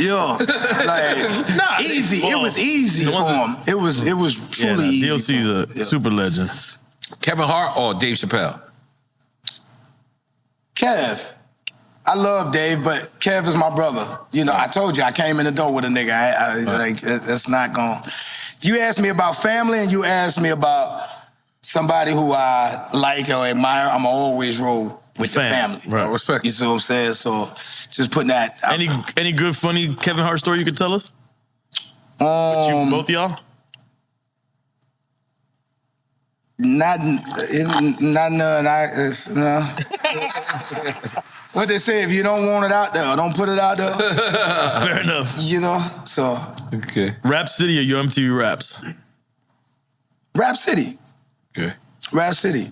I don't even think, I think I was on Yo MTV Raps. I think I did. See, Yo MTV Raps just always felt like they were working for the man. Really? Yeah, it just felt like they were working for the man because, you know, I'm old enough to know the history of MTV. Yeah. Right. You know what I Like mean? when you went to use in the principal office. And they were lucky to get Ed Lover. Dr. Dre. Well, And Dre. Doc. You see what I'm they saying? were both Like, Dr. Dre, yeah. They were lucky. But you did MTV Rock and Jocks, right? You did Rock and Jock with MTV? Yeah. I remember this. I intercepted Dan Marino, nigga. Okay, What yeah. you talking about? That's what I'm talking about. Yeah. Let me tell you something. Okay. I am the greatest musician athlete of all time. Rapper athlete of all time. I say that because I don't play now. I used to play Rap drums. elite? I am the greatest rap elite of all time. Check my All right, shit. so you should play baseball. I have all 3 MVPs in Baseball? rock and jock, football, basketball, and baseball. Ooh. And softball, whatever else you want to do. Let's make Check some my noise for shit. that. Check my shit. Stats. Let's look at the stats. But who? All right. That don't mean that I'm two. a winning. If I was playing basketball, nah, it's some rappers that could probably out-hoop me. But if we go through all 3 sports. All right, so 2-on-2. Who would be your partner? In what? In basketball? Where they from? It's you. You pick your own But I'm saying, who against Gilly and Wallow. Who do and I have my Cameron bet? and Mix. See, Gilly can hoop his ass off. Gilly I just got old. I wish I could hooped against Gilly when I was like Gilly only 2 when I was years like younger 40. than you. Sir. Who? Be honest, Gilly. I'm 50. He like 48. Nah, Let's Gilly Google like what is he? He 48 or 47? Yeah, he didn't stop leaking Nigga, them quick, 3 right? years matter. He's like 3, 4 years. How they know? Once you cross that 50 threshold. Hold on. 41. Gilly ain't 41. That nigga. Nigga, damn. he was with Wayne. Yeah, that's He was with Young 41. Money. He wasn't All with right. Big Damn. Money. Oh. His knees ain't go out yet. His No, ACL that still nigga, good. 40, nigga, I was still doing backflips. Fuck you mean? I just did a backflip on Dancing with the Stars. How old was I? 48? 48 years old. And you did a backflip on Dancing with the Stars? That just lets you know. When I was 40, if I'd have hooped against it when I was 40, I could still dunk at 40. Right. Fuck you mean? So what year you think you lost to that? Last year. What happened? What made you look? He said 50 happened. What happened? I turned 50. This is my year to turn 50 too. I ain't never seen no nigga in the NBA at 50. I ain't never seen. See, when you an age and you see niggas still in sports, you know, and you come from sports. You know, I come from sports. Right. You know, I always loved music, and actually, I wasn't even the first person in my family to make a record. My uncle Rudy, may he rest in peace, was the first one to actually make a record in 1988. That was in my family, same last name, everything, Rudy Haynes. And that's who got me into music. He used to have me like at 7, 8, 9 years old singing Jackson 5 records and had my whole family as backup and shit like that, and taught me notes and chords and shit, and you know what I'm saying? So, yo, my love for music came at a whole other shit, but I was playing sports. Baseball, football, basketball. Basketball was my weakest sport, but God damn. everything else, I'm now. God damn it. Go ahead. Yeah. You better not say that. What? Do y'all even play football in New York? You got basketball court right here. Oh, nah, I can shoot. I ain't playing no defense. Yeah, me. Straight in it for the I glory. can't shoot or play Straight no in it defense. for the glory. I'ma just My watch. defense is like, I go left and right, that's it. Help! You know what I'm saying? Yeah. Flesh of my flesh or It's Dark and Hell is Hot. DMX. Albums, obviously. Flesh. Rest in peace to Jada DMX. Kiss or Styles P?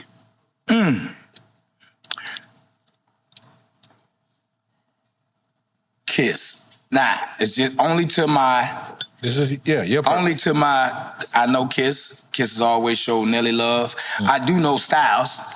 Love them, but I have more of a interaction, A rapport. a rapport. You Kiss. see what I'm saying? But all of them, you know what I'm saying? So, That was on point. I was killed. yo, yeah, that's fucked up too, because they shit kind of got stalled by some unfortunate things, because they could have, they was on fire. They had a big, could have had a hell of a run, especially. I mean, they had it though. No, they definitely did. That would show you that it could have been, because the run they had to overcome so much shit Right. career-wise to be able to do that. Right. So, nigga, you know what it's like. I know. It's just, I know. Like, nigga, if you ain't fucked up the comp money, you have a lot more. But you went to the crap game. But And it shows you what kind of club they are to overcome it. that's what I'm saying. And like what the verses has done for them, and what Yo. they've done after that is crazy. Nah, man, they top 5 GOAT group. Yeah, no. Fine. I respect that. Acting or rapping? Rapping. That's easy. That's easy. Active when they came without rapping, right? Yo, like a son of a bitch. Right. Good. The cities you skipped out on purpose? I'll take it. No. This one. Dale, chico. Mobb Deep or MOP? Mobb Deep. I don't no disrespect to MOP, but I don't think I know the brothers. I don't know if I don't want to disrespect them. Like if I ever met them before, right. you know. But I'm saying I haven't interacted with them enough to know if I have or something like that. So I don't want to disrespect them because they hard as fuck. Yeah. But you know, Mobb Deep. I did a joint with them. Me, them, and Missy. One of my favorite records. You know what I'm saying? Like, yeah. LA or Miami? Miami. Thank you. Miami. Well, I'm both though, so I don't know why I'm saying thank you. Well, only because you asking a 50-year-old nigga who you know, like to chill. You know, you come down here to retire, nigga. Like, you asking a nigga who approaching retirement age. Like, Miami, yeah, definitely. LA is... But I don't know the good, hard-working people in LA. I tell the people that all the time. I ain't never been to the real LA. I only know Hollywood and all of that shit in the industry. So I don't judge that on the hard-working, everyday people that were brought up and raised in LA. I only know these superficial motherfuckers and niggas with butlers. Butler, yeah, you know what I'm saying? And, drivers, yeah, gangbangers and shit. Like, you know what I'm saying? So, you know, that's... There's a lot of good folks in LA. Shout out to LA. Robin Thicke or who? Oh, Justin Timberlake. It's the white boy question. Robin Thicke. Again, that's family. I'm gonna ride with family.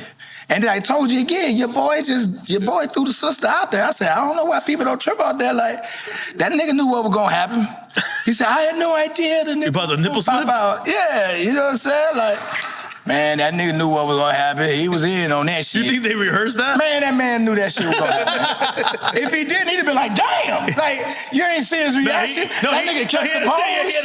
That nigga kept the pose. Like, you done pulled a motherfucking titty out. You like, damn. You know what I'm saying? Like, and he's still like Superman. Yeah, that's the first thing you'd have said was like, oh, God, you'd have tried to cover up or something. Nigga, you posed. But Janet was in on it. Janet got the man. Obviously, I think everybody was in on it. But that's irrelevant, N.O.R.E. All right, my bad.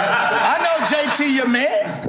My bad. Look, he like, but Janet was in on it too. Means nothing, N.O.R.E. My bad. You he ain't get no slack. She ain't get no slack. That nigga went off to have a hell of a career. Like, and Jan shit got paused, nigga, and forever stained. This nigga is out here two-stepping. Right.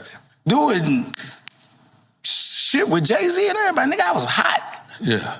Janet was my sister. I was like my sister, man. You know what I'm saying? I was hot. Like, you got to meet Penny in real life. That's right, because you we did records, Jermaine Dupri, all that. Like, again, this is family, bro. When you watch unfair shit happen to motherfuckers who you give a fuck about, you like, hey, man, whoa, champ. This nigga, he cool? Right. Dead ass. You never called her Penny, though, right? Huh? Penny. No, man, he did not call her Penny, bro. Nah, he been not. Okay. I don't think he would have. No, he's asking if you called her Penny. Oh, no, me? No. You ain't fuck with Good Times? Yeah, of course. Yeah, but he's not going to call her Penny. That's her. No. Hey, man. Of course. No, That's I a ain't character. When I see Peter Parker, I'll be like, yo, nigga. You different, man. I see Spider-Man, I'll be like, yo, Spider-Man, nigga, what's up? I don't call the nigga his real name. I played poker You're against not going to call Janet Jackson Penny. No. You're not going to do that to Janet Jackson. No. I'm just asking. Nah. I'm asking. I don't think, you know. For a friend. You could first name. Yeah. No, never did it. Next one, E. Michael Jackson or Prince? What? Michael Jackson. Fuck you talking about? Damn, he's I don't even know. Yeah. Why? You look like you should wear Michael Jackson with the zippers. I feel like at one point in your life you had the zipper. Chaps in your ass out. Like, what are you talking about? Like, who the fuck gonna wear that? Like, better than some high heels in your ass out? Like, what you talking about? Like, how is that a comparison? For real? Like, no, I love Prince. He's a GOAT. Like, but what are you talking about? Come on, man. Mike, and plus you Right. Snipers. Yeah, Mike was a sniper. Yeah, He's like, cheers. Rockefeller Rough Riders. I'm a drink. Yeah, I do it. Somebody called it out like, yeah, I'm a drink because I fuck with both of that. Cheers. Motherfucker stacking up, cuz. That's you, N.O.R.E. Go. Yeah. That's you, N.O.R.E. Where your grandpa glasses? Don't try to pull him out. Pull him out. You a foul nigga, but you know Where your glasses at, grandpa? Fuck that. I'ma just be blind, nigga. I'm not fucking. I ain't gonna lie. All right, cool. Jordan or LeBron? Jordan. I was born in the 70s, nigga. But I'm not taking nothing away from LeBron because some of my family members are Stone, and I get it. You know what I mean? It's always the moment. What you see in real time is gonna always have more effect on you than what you heard about. You see what I'm saying? Right. So, Rick Ross or Fat Joe? Joe's family. Not love for Ross, but Joe's family. I'm going to point something out to you. A lot of people don't know that I was hanging out with Jay-Z, and Fat Joe had one of the biggest records, All the Way Up. I believe that's what it was, right? All the Way Up. And Joe hit me, was like, please hook me up with Hov. And I was like, I don't know how to do that. Turn around and say, hey, nigga. I didn't know. This is when they had beef. They had beef. Oh. No, this is when the beef was kind of like dead. I mean, but they still weren't on talking terms. Yeah, we weren't on talking terms. That's what I mean. That's what I mean. So then Joe hit me. I hit Bleak. And me and Bleak was like, all right, let's try to make this. Yeah, let's try to make this settle. So we got Joe and Jay-Z on the phone. And then from there, these motherfuckers, they did the remix, they did everything, and me and Bleak is like, nigga, they owe us 20%. They owe you niggas. You niggas. Like, they owe us. Yeah. No, like, nigga, we did this. And hip-hop owe y'all, too. Right. That's how I be feeling. All that shit gotta happen for a reason. Them chain reactions, you know what I'm saying? So let me ask you. That wasn't a statement. That wasn't it. You was drawing the nigga in. Yeah, let me get you. Let me get you. Let you in.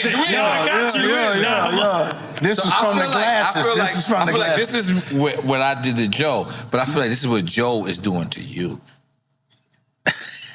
I feel like Joe feels like he put you and Ashanti back together. So he needs 20% on that baby. Your funk ass going somewhere. Where the fuck is he going with this? You didn't hear what he said? No, yeah. So you need 20% on the baby because 20% on the baby? Because he said I'm not negotiating that one. He said in verses, he invited you, correct? Yo. And then she was on Ja Rule's side. Yo. And I ain't gonna lie to you, that famous walk, when you walked across that stage. Yo, it was uncomfortable. But you was going for that goal. No, I was going for, it's uncomfortable. You was going for that goal. Yo, that walk is so legendary when you performed and you see her and you said, I'm going to get mine. From the whole time I walked there, and the truth to the thing, because I wasn't expecting that. I had somebody with me when I came there. Damn, no, I'm just saying.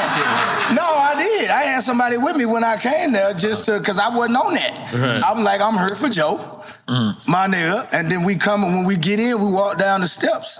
And I bump into Mama just on the phone, and she turned around and look up at me and like she saw a fucking ghost, nigga. It was just,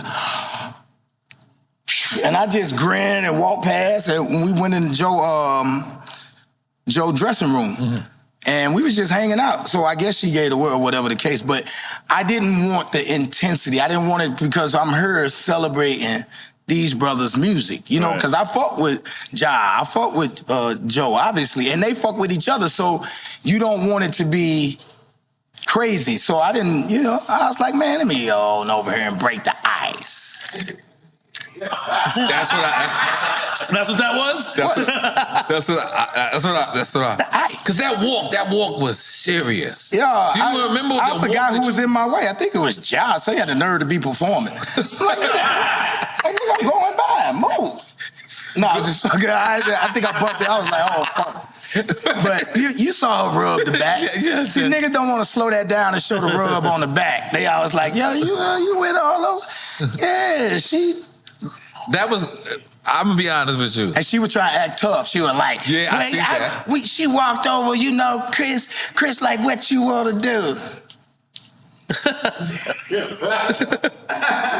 Babe, Chris said, what you want to do? He was going to stop me. You know what I mean? So she gave a rub on the back, man. She knew what time it was, N.O.R.E. Now, move along. No. We do kind of. Joe was a good. Yeah, Joe was always. You guys gotta get back together. Something does not feel right in the order of our business right now. Nelly, what are you doing? I was like, nah, Joe. He used to always say that. You're my brother. I love you. But you know how I feel about my sister. She's the greatest. You have to get back. Wow. Joe, I'm not with that. It's not going down. I'll call you.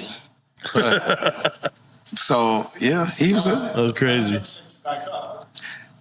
I guess so. If that was his plan. Let me just tell you something. If that was the plan for the I put the back together. He can have that credit. He can have that credit because if it fuck up again, I know who to call. I didn't think of it like that. Oh, shit. God damn it, Joe. She took half. Okay, go ahead. Go to the next one. Shit. Oh, I didn't think of it like that. All right. The Chronic or All Eyes on Me? The Chronic. The Chronic. Hell yeah, The Chronic. I love Tupac, but All Eyes on Me ain't his best album to me. Me Against the World is the shit. Yeah. Me Against the World. That's a double disc, right? That's a double disc, right? No. All Eyes on Me is the double disc. Oh, All Eyes on Me. Okay, Me Against the World is the joint he dropped when he was in jail. Like, no, nigga, it is. Whew. Where was you at when the Chronic dropped? Like, where were you? The Chronic, high school. I was in high school because the Chronic was that 92. Yeah, I was right 92. I was in high school. Depending on what part of 92, I might have been a junior, I might have been a senior. Right. UGK or Outkast? Drink. I'm in. Drink. Drink. There's no way I can. No way. Like, because ain't no Outkast probably, and ain't no Nelly with UG. That's how much influence UGK got on Outkast and me. Like, Pimp is him. Oh shit, we gotta do that shit. Pimp is him. Fuck it up. What's that? The shit for Bum B. Oh, we can do it. Yeah. And we're gonna do it with. See, I got the burgers and shit. No, I want some burgers though. This shit's fire. That's right. Manny Fresh or Swiss Beats? Fresh. Love Swiss. Manny Fresh made 400 degrees. I'm not saying that Swiss ain't, but again, where I'm from, it's definitely regional. Like 400 degrees? Juvie? Yeah. You see me, I eat, sleep, shit, and talk rap. You see that 98 Mercedes on TV? I bought that. I had some felony charges, I fought that. The sent to no return, but still was brought back. Shit. Boy, crazy. Juvie's the illest. Jermaine Dupri or Timberland? JD. Love Tim, but again, fam. And JD, Sniper. Jermaine Dupri? Sniper? That's why he a sniper. That's why he's a good sniper. He was with Janet Jackson, so. That's why he's a great sniper. That's why he good at what they do. Because everybody, JD, see? He under the radar. On a lot of shit. And I'm only saying that all bullshit aside because of the music, like. I see the love you always give to JD. Like I love it. I love. He a legend. I love at that time. You know what I'm saying? Like respectfully, and outside of current situations, him and Puff do verses. Puff is gonna get murdered. Easy. Easy. I'm gonna be honest. You gotta Wasn't think gonna about be Jermaine Dupri's. I love Jermaine Was Dupri. not going catalog. because that's what I'm listen. Wait, you blame it on was- the East Coast? Would you No, I do? wasn't going. Did you say East Coast? what you did mean? Say? What did you? No. What I'm saying is, back then, had they did verses, JD. I love Puff JD. is smart. He knew he didn't want. He didn't want no part. He didn't want no parts of JD. He knew that. Puff is smart. Puff ain't Biggie catalog, total catalog. Biggie catalog. Total I mean, you gotta catalog. go more than that. Craig though. Mack. Craig Mack. What now? You again at this time. Why you think he wanted to hold verses in New York? JD can hold verses anywhere. Puff only wanted to hold verses in New York. Madison Square Garden. He only wanted to have it in New York. But it's the biggest arena in He the world. only wanted to have it in New York. In the biggest arena of the world. In the world. I only wanted to I have don't it think in that's New the York. biggest arena in the world. The most famous Nah, arena he just in said the world. most You wanna famous. Google Yeah, it? yeah. No, you said the biggest. No, you Most famous. Whatever you want to change your language, brother. Whatever you want to take it, Cubano. Whatever you want to take. The Madison Square Garden is the biggest basketball platform in the world. Entertainment you platform. do realize when you're Yeah. talking about JD, you Nah, talking. I'm not all- taking nothing away from JD. You talking about going all the way back to To create crisscross to all the way. I All, wore my clothes backwards. I wore my clothes backwards. you know what I mean? Like, You so wear your clothes backward? No, Yeah, I you did. didn't. what did he didn't do though? Like 4 days. Yeah. What is it that he didn't do? No, I can't take nothing from JD. Shit, dancing I for gotta- Houdini. Shit. Yeah, I got to give JD all his fucking accolades, all his props, all his flowers. I got you. I cannot gotta, take it. But you got to go back to New York. I understand. Nah, because I saw it more. You know what I gotta mean? go home. So I just- respect it. just- I it's respect it. just I like already what told said you how we earlier. get down. It's just like I what told you I'm gonna be biased for the Louvre regardless. So I'm gonna. I don't feel like I'm being biased. What I feel like I'm being is more what I saw.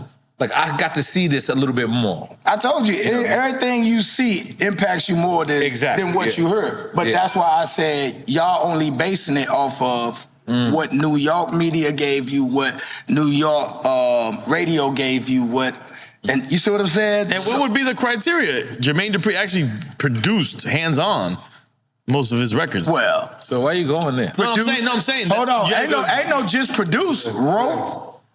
Like I'm saying about criteria. Fucking. We be having criteria on Drink Champs. No, we talk about you gotta have a criteria.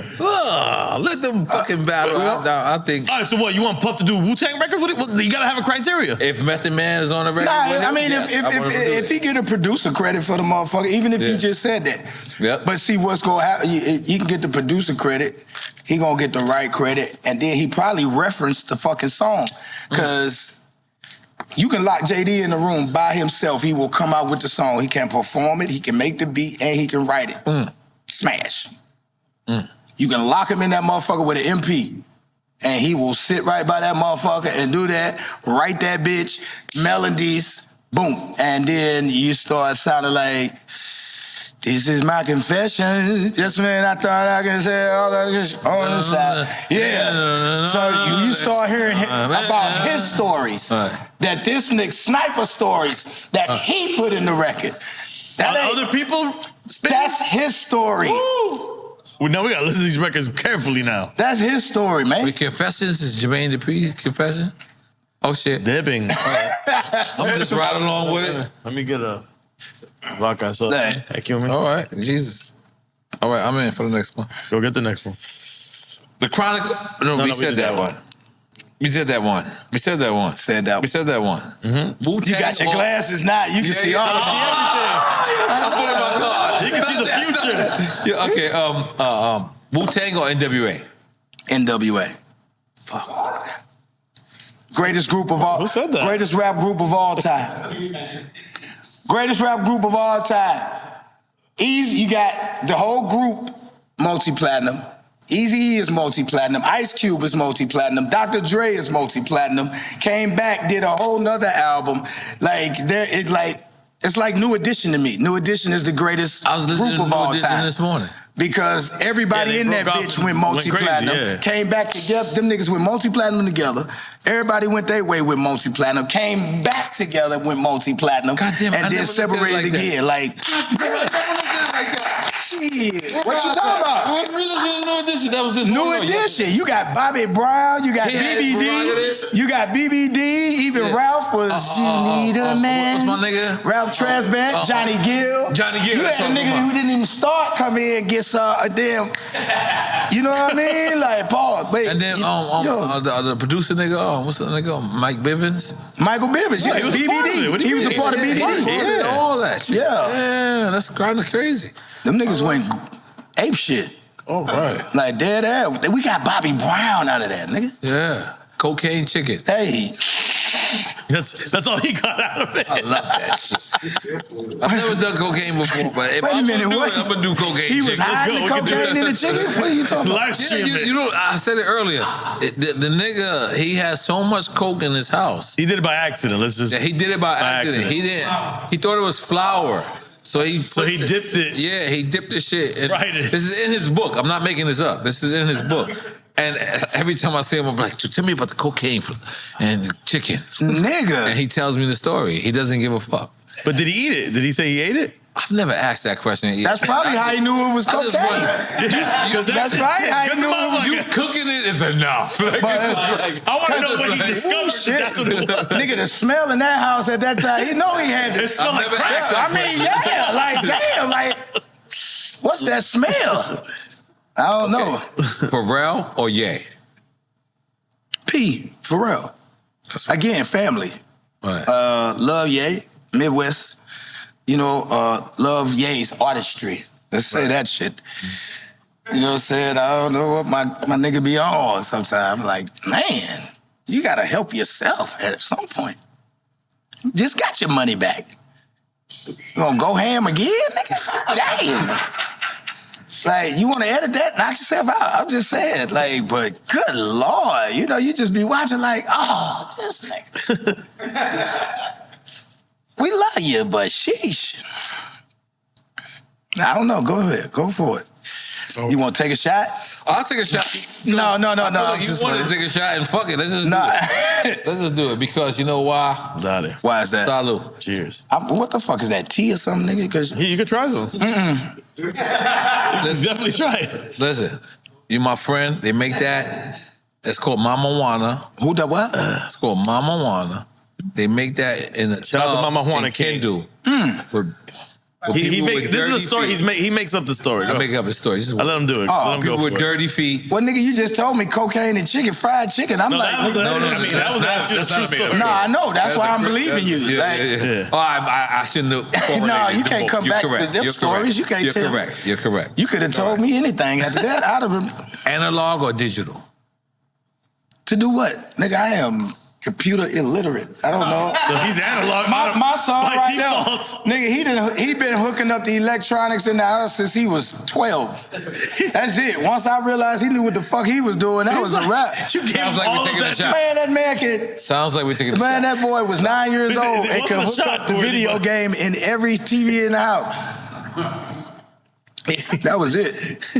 So this is the I don't know what the fuck do analog do. analog. Nigga, that's how Hot in Here was created.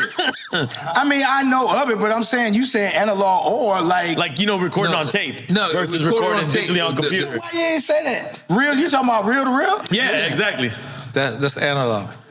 Yo, What do you prefer? You so far away from. That's like the N.O.R.E. I remember, man. You different. You different, man. You different, man. Technical terms and shit. You wearing glasses now? You can't see. You He like. Yeah, no. But it's what we recorded on. No, I what got we you. recorded. You real to real or digital Yeah. or DAT right. to ADAT. The and DAT all is that. analog as well, yeah. Okay, shit. Well, ADAT, not. Well, it gets. Yeah, it gets ADAT did because real to real was If too you go much. ADAT, you go you real. The small DATs were digital. No, It was real already to real considered was digital. before that. Real to real. Then Was you the had the little- DATs little with the big, DOFs. with the big VCR VH tapes. The VCR and then you had the tapes. little DAT. And the little DATs were digital. That was when we went digital. That Oh, was okay. digital. See, but nigga, all right. I didn't know that. Say that like that. You like recording on what do you like this So era? fuck that Or you real to like this real. era? Yeah. All right, so I'm gonna ask this. As we get back into the interview. Okay, loyalty or respect?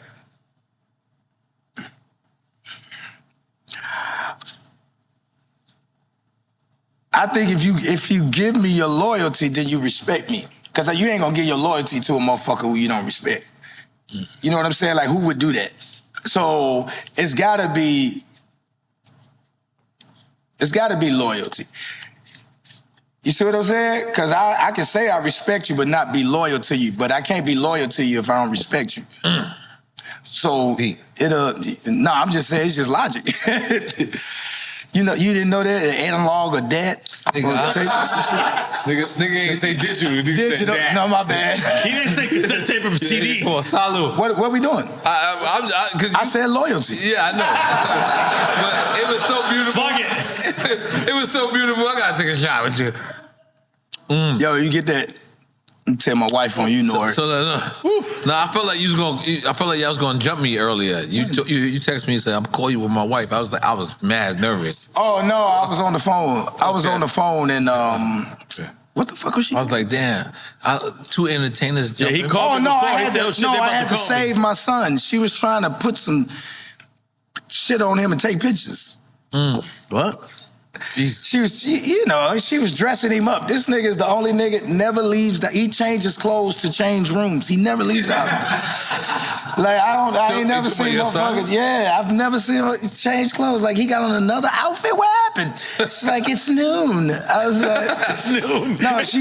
No, she's dope as fuck, man. But she's it's noon. Yeah, definitely. She's a great mother, man.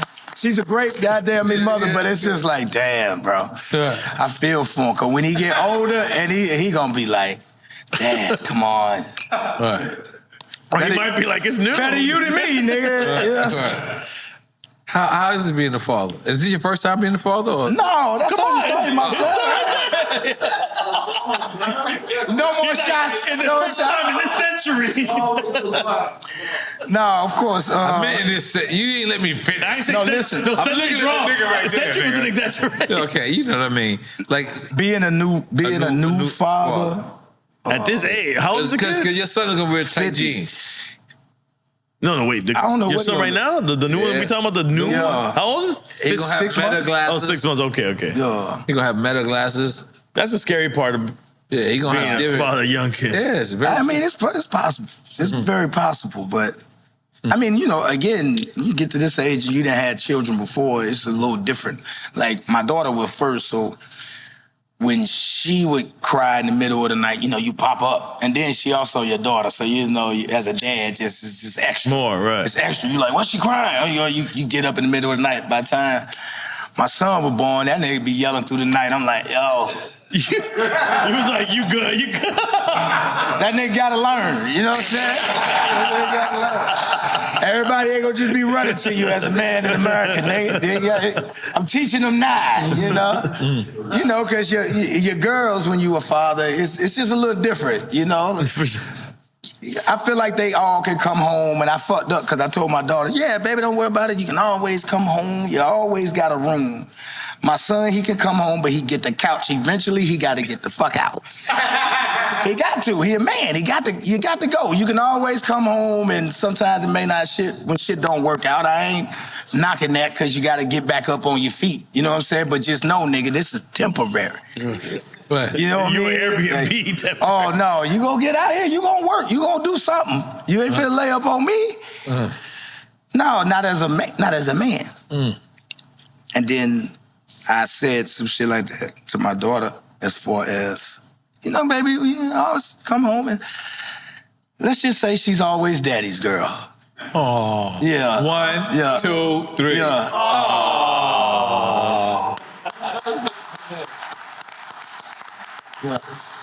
But she won't leave.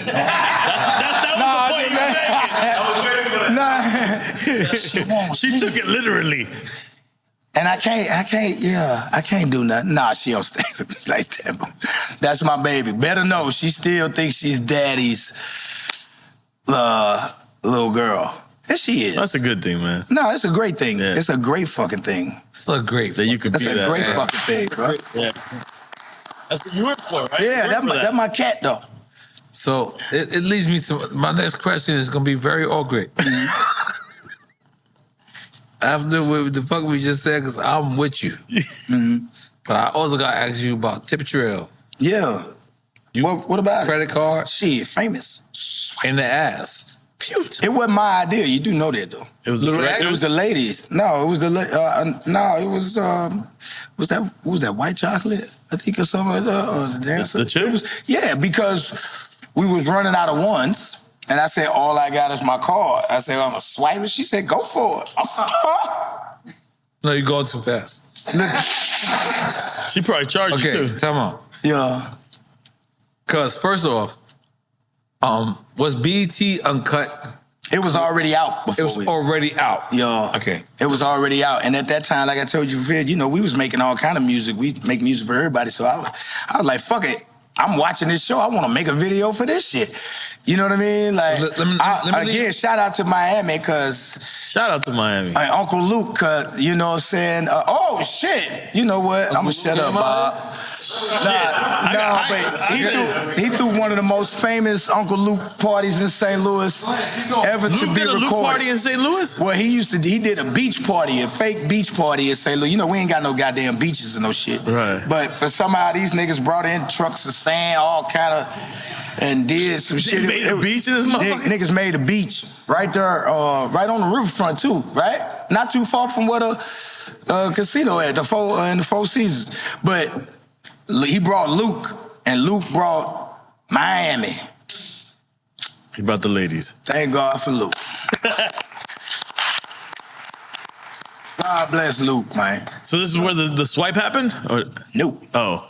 This is where I would probably say my wanting to put my own video on BET. Your version of that. Well, because more or Luke less, was doing the peep show. Well, no, hold up. Before that, I said that to say, when I was like, damn, you could do this in music. This is like awesome. You know, like you can have these shit. Let's just say it a certain way. You can have this type. I'm trying my best, my nigga, because I do not want my nieces and my nephews to see it. The adult version of this shit. So, but no, I'm talking about when he did his party and he showed Luke live up close and in person, and it wasn't on TV. Like I told you again, the shit that you actually see has more of an influence on you than some shit that you might see on TV. So if you saw it in the person. concert was live and in motherfucking and person. It's hella live. It looked different, nigga. Talk about HD, it just looked different. I was like, it is different. I'm gonna make some videos like this. Like, this shit gonna be... Tip drill tomorrow. Yeah, but it eventually led up to tip drill, because it was like Uncle Luke and them from 58 and all that shit, Pop That Coochie and all that. And it was running. I was just saying their influence on me even wanting to do it at a certain point, because I've always like, yo, I want to make one of those type of videos. But at that time, Universal was like, you're gonna fuck up your, it just was what it was. Right. And then BET came out with Uncut. Which is crazy that they did that. That's the discrepancy that people are having. Did you make that for BET, or was BET already created? No, we was doing the dirty versions, the remix album. Okay. Well, we remixed a lot of the songs, and that was one of the songs. Tip Drill was the remix to EI. And we was like, yo, fuck it, because BET, Universal wasn't gonna shoot no videos. We hadn't planned on shooting no videos for the remix. All right. And I think we might have shot Tip Drill with our own fucking money or some shit, if I'm not mistaken. But when I saw that BET Uncut, I was like, well, fuck it, let's do a video for this. Because we going back and forth, they don't want to shoot no video, boom, boom, so let's do something like this. This won't be expensive. Because video budgets back then, niggas was eating. Mm-hmm. You ain't even have to do nothing but just bring niggas water, and you might leave with $2,000 a day. Mm-hmm. So, but that's how that came about as far as Tip Drill. I wanted to do the remix to EI. And Benny Boom? Was that Benny? Can you Google it, Has? Was that Benny Boom? Yeah. Who shot that? Yeah. But the swipe of the card was always credited to the... But it wasn't my... It really wasn't my idea. It was the girl idea. We ran out of money. Because we ran out of wands for a split second, and then we had to call up over there at Magic City, and they brought... Oh, y'all were in Atlanta? Yeah, we was in Atlanta. We was in Atlanta at... What was old boy name? Ray Buchanan, the nigga used to play for the Falcons. His wife wanted us to shoot it there. She's a legend. She's a legend. She's a legend. I ain't lying. It wasn't his idea. His old lady was like, oh, yeah, you can use the house. I don't know who had that connection. But I was just like, yo, what your wife gonna say? She was like, she the reason y'all shooting it. I said, no shit. I love this shit. I love this motherfucking shit, man. All right, so E.I., uh-oh. Remix. Tip Drill. That was the remix? Tip Drill was the remix. Yeah. But E.I. was the first one. Yeah, that was on Country Grammar. What's the first record we came out with? Country Grammar. Country Grammar. Yeah. Let's talk about that. The album? No, talk about the single. Song. The single? You said you... It actually came out in like 98, locally. Okay. Locally. Then that's what kind of got us, you know, the deal, so to speak. Because 618, who used to DJ at the club I was telling you about that Bob's family owned in Illinois, East St. Louis, the Beano. We used to take records over there and he would break them after we did Gimme What You Got. So it was actually out early and then got us noticed. Then Universal, I re-recorded it. I re-recut it with Universal Records. I like you re-recorded it. And we put it back out again. But Universal never really liked Country Grammar. They just thought it was a cool record regional. But they never really liked the record. They didn't want to go with it first. I had to fucking kick and scream. Are we talking about the same Universal that is signed to Lil Wayne, Drake, okay, continue. So even with that, if it wasn't for Cash Money, we might not even got signed to Universal. Why? Why would you say that? Even when I was coming up there to penalty, nigga, my 4 demo records was Country Grammar, E.I., Ride With Me, and Batter Up. All 4 singles off of Country Grammar. Those were my demo records. You know, you sitting in somebody's office. Playing those are the records you play. The 4 records off of the album. And they're not identified. Nah, about 12 labels was like, God damn. You know, I was trying to sign the penalty. I feel you, my nigga. I thought I was going to get signed the penalty. No, because I seen it. Go ahead, continue. No, but I thought I was going to get signed the penalty. Yeah. I always thought you... But it never, you know, it never happened like that. So then we kind of was just shopping the shit. Like Leor said, I don't know what to do with that. Scarface. He had just had Scarface. So you're not just meeting with penalty records. You're we meet with everybody. We went through, you know, New York got all the record labels. And it's like Cool to Love walking you through these meetings? Some Cool to Love, some, we had a bunch of people that was working in our favor, so to speak. I was like that. Like, even Trail, who played a large role. The homie Trail, who played a large role in us being signed and being successful, and even hooking up with Kuda. He actually is the one that gave Kuda the tape. Wow. Trail, I met Trail in Cancun of '98. Remember when everybody used to go to Cancun and shit back in the day for spring break and all of that? And I went down there in '98, but I went down there to sell T-shirts and shit, nigga. I was hustling. They just came back. I'm managing them and say, yo, nigga, we just left Cancun. This was like 97. He was like, y'all, you gotta come, nigga. You know, I'm back home. I'm a hustler. I'm trying to see what gonna come of it. I just wasn't back then just into taking trips, nigga, just to have fun. Like, so, you know, when you a block beater, you a block beater, period. And to lead that block, gotta make sense. Like, damn sure not to be going to no beach, nigga. I wasn't cultured. Like, I didn't lead the loop. You know what I'm saying? Like, I wasn't cultured. I don't know, like, this the way to have fun. Our fun was playing some spades, some dominoes, some shit, and eating, and going to his terrorist club. Shit. But Trail, I actually met Trail in '97. We were staying in the same hotel. And like I said again, for it to make sense, I had to figure out something. So I brought a whole bunch of T-shirts down to Cancun because Love and them had just came back and said, yeah, you gotta come, man, it's cracking. They got these clubs, they blow the mist and shit out the ceiling. It's wild. And they had this, what happens in Cancun stays in Cancun. They got a saying. Before Vegas stole it. That shit was down in Cancun. That shit came out of Cancun. What happens in Cancun stays in Cancun. And that's why I met Trill. He was staying in the same hotel, and I had these T-shirts. And the nigga bought like 2 T-shirts, like full price too. I ain't even had to, you know, I had to take 15, so I started at 30. Right. A nigga bought 2 for 30, 2 at 30 apiece. I was like, nigga, I threw him extra. You know, man, he was cool as fuck. Come to find out, when we left that, came back to St. Louis, this nigga was in my manager's basement somehow. He had met my manager's wife's sister. Wow, come down. This nigga's in the basement. I'm like, yo. He like, yo.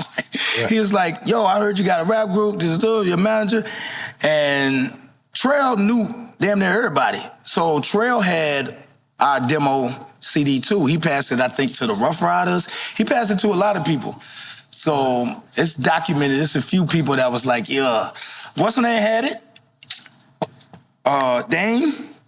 Dame Dash? Yup, Dame had it, because Dame actually said something. He said, yeah, they asked him, is one thing you great? He said, yeah, I should have signed Nelly. He said after looking at it, I should have signed. He said, but it came from Trail, and if you know Trail, Trail always, he's a good dude, but he always coming to you with something. He's, right. He's boom, boom, boom, so you don't know, and it just happened that at that time, Trail was passing out them country grammar CDs, and Dame was a little hesitant on that shit. There's a lot of people that passed up. Shit, JD, my brother, he passed. JD, motherfucking. You didn't have your clothes on backwards? Nah. you stuck on that? Nah, at that time. But wait, and I might have missed it. He had the braids and shit. Oh, yeah. This is that. You guys might have met, but you said passing out country grammar CDs, so the demo was the album already? My 4 songs was Country Grammar, EI, Ride With Me, and Batter Up. Wow. All the 4 singles off of there. That's crazy. We put some other shit around it. But, so nobody could say a label made those records with you, like A&R didn't do those records for you? No, ain't nobody. That's you, guys. Fuck yeah. Yeah. Hell yeah. That shit wouldn't have sounded like that. Like, once you could tell when a motherfucking label started getting into an artist project. You know, if you know enough, right. You can tell, because, and you still got to be versatile.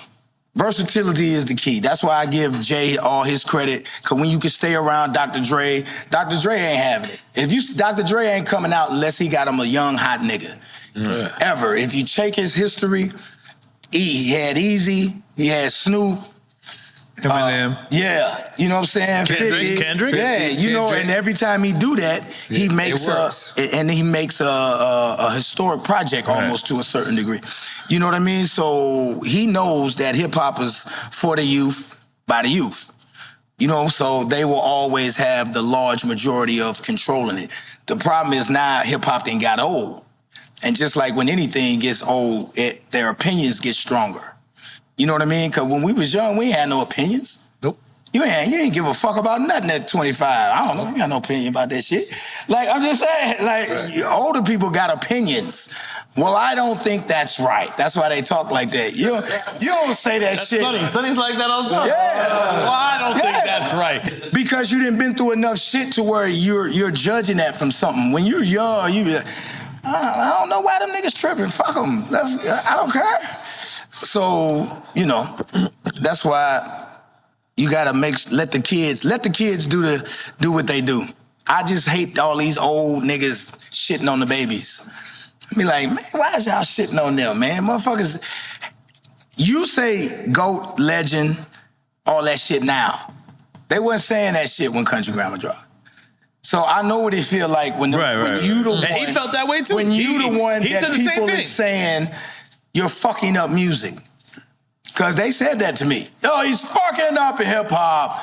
That's not boom, boom. It's just, what the fuck? And you know what I'm saying? Like, and when you're that person, it don't feel like legend, GOAT, inspirational. You don't feel like that. Right. You don't feel like that at all. You feel like, why y'all fucking with me?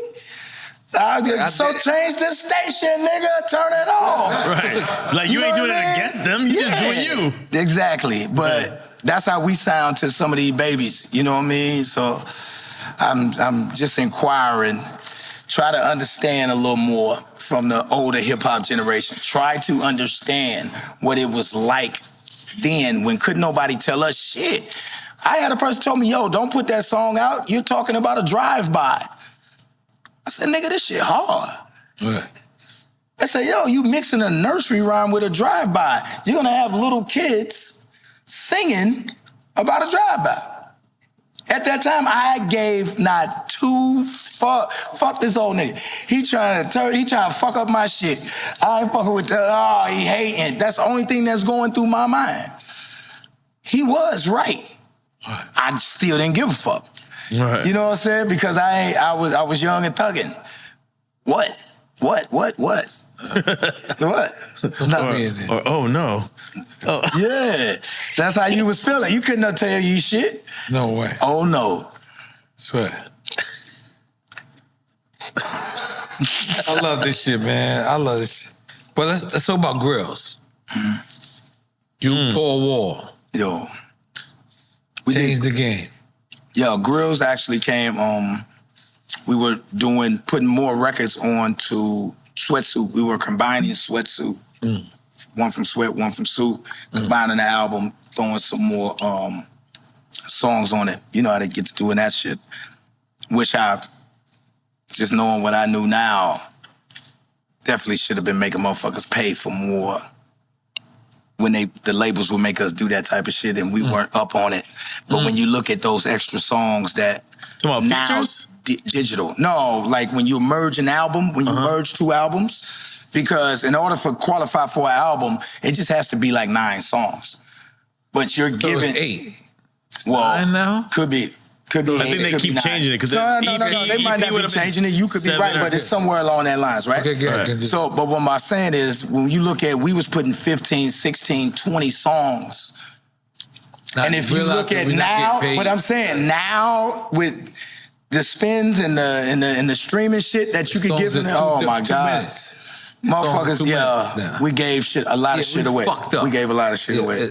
We fucked up. But Grills came about because we was putting some more shit on there.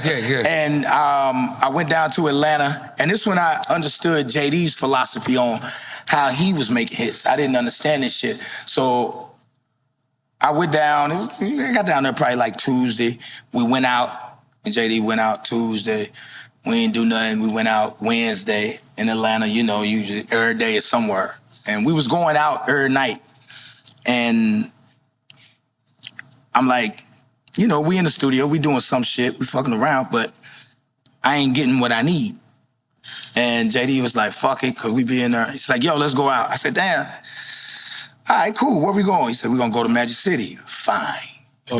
You know, you never need an excuse. I thought he was going to go to another place. All right, cool. So we go to Magic City, boom, and I'm in there, and I forgot what song come on, but it was something to the beat that gave me the melody for the grills and the concept. And I was just in there, and I was saying, something. And I was over in one area, and JD was up in another. So I, boom, chomp, came over there. I was like, yo, nigga, I got it. Burnt out. We left Magic City, went straight to the studio, and he started playing that infamous dun dun dun dun dun dun dun dun dun dun dun dun dun, and I was like, you know when you hear something in your face, like, right now. Yeah. So go ahead, nigga. So, go ahead. So he was like, now here's the key. That only came because that was the vibe we just left. That was the vibe that literally just left. I was doing the same shit. At the strip you know what I'm saying? I had told him what I was on, and it's there in the middle of the club, and he went right back to that motherfucker and kept that vibe, and was like, and I was able to, you know what I mean, come up with the hook and everything, and I actually did 2 verses. It's a verse on Grills that never been heard. I did it, but I took it off because I wanted the features on there. So we put Paul Wall on there. We had to get Paul Wall on there. Because at that time, him and TV Johnny was killing the game with the Grills. So there were no I called Paul. I said, listen, don't worry about it. You know how sometimes the motherfuckers, when you do different styles and shit, you kind of like want to say, yo, how you hear me on the record? Because I do that a lot. Because if the motherfuckers say, yo, I want Nelly on the record, I don't know which Nelly you talking about. Right. Because I'll go in there and do one Nelly, you might be looking for another Nelly. So I'm like, yo, which Nelly? Like, how you, just give me a reference of a sound or a melody of how you heard Visualize Nelly. it. Right. Yeah. But with JD, I didn't have to do that with both verses. So then when Paul Wall came in, I said, JD, I said, Paul, I said, you can do whatever you want, but you gotta say, what it do, baby? It's the Iceman Paul Wall. I said, you say whatever else you want to say after that. I said, that's all I need. That's all I need. Open the line. That's all I need, and I'm out of here. Like, I already know what that shit's supposed to sound like. Right. You know what I mean? I might not be able to play it, but I know what the fuck it's supposed to sound like. And I know why he's the right person for that. So we got Paul on there, and actually, Murphy Lee album was coming out, but we had Kinfolk album out. And it was originally going to be Murphy Lee on the record, but it got switched to Gibb and Ali. Because they had their project out, Kinfolk. And Murph didn't get on that record. But it was going to be Murph at first because Murph was somebody we was trying to get the pressure for. Right. You know what I'm saying? But JD, I thought we was going out every night. JD said, no, nigga, I'm working. He said, y'all partying. He said, I'm standing up on the couch. I'm listening to tempos. I'm watching what motherfuckers got on. I'm watching JD the talking dances. about the strip club. He talking about every club. I'm thinking every night we going out. He's studying. He's working. Right. That's why when I came to him with that hop about how I felt and what I want, he was able to duplicate that same feeling as soon as we got back to the studio. Cause you know what I'm saying? Cause he was already on that. And I was like, damn, nigga, I've been kicking it all week. You been in here working. I thought he was... It's hard. Yeah. That's genius. Yeah, he did. So, yeah. I'm gonna be honest with you, bro. Yeah. We love you over here. You ain't honest with you. He's being honest with you. You ain't drink all week? And we love you. Nah, I love and you by too, the way, yeah, I'm being honest. It's beautiful having you here with us because a lot of people don't know how hip-hop you are. People just look at your accolades and where you went to. People don't understand the struggle. Yeah. I've actually seen that. I've actually been a part of that, but fuck all that.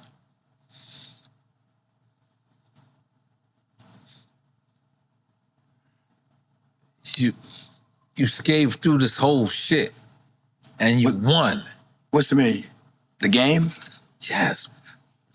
Yeah. But it's a fight. You're the first, let me just tell you something. It's a fight. It's so hard to break through the barriers that you broke through. So that's what I'm asking. I appreciate it. Yeah. Yo, well, listen, again, half full, so I'm always grateful. Being able to do what, not just me, myself, but even my little brothers, like he produced 4 or 5 tracks on Country Grammar. He rapped on Country Grammar. We named the St. Lunatic album after him, Free City. So, was it hard work? I don't ever want to say that it's hard work because I know somebody that went through harder shit. Right. You know what I mean? So not to be at a place of being thankful is cool. But when you watch other artists think that they are struggling, when you're just like, yo, nigga, I was just thrown in the deep end and was told to swim. You know what I mean? Like, ain't nobody break Nelly. That's what you gotta understand. Ain't nobody break Nelly. My area wasn't hot.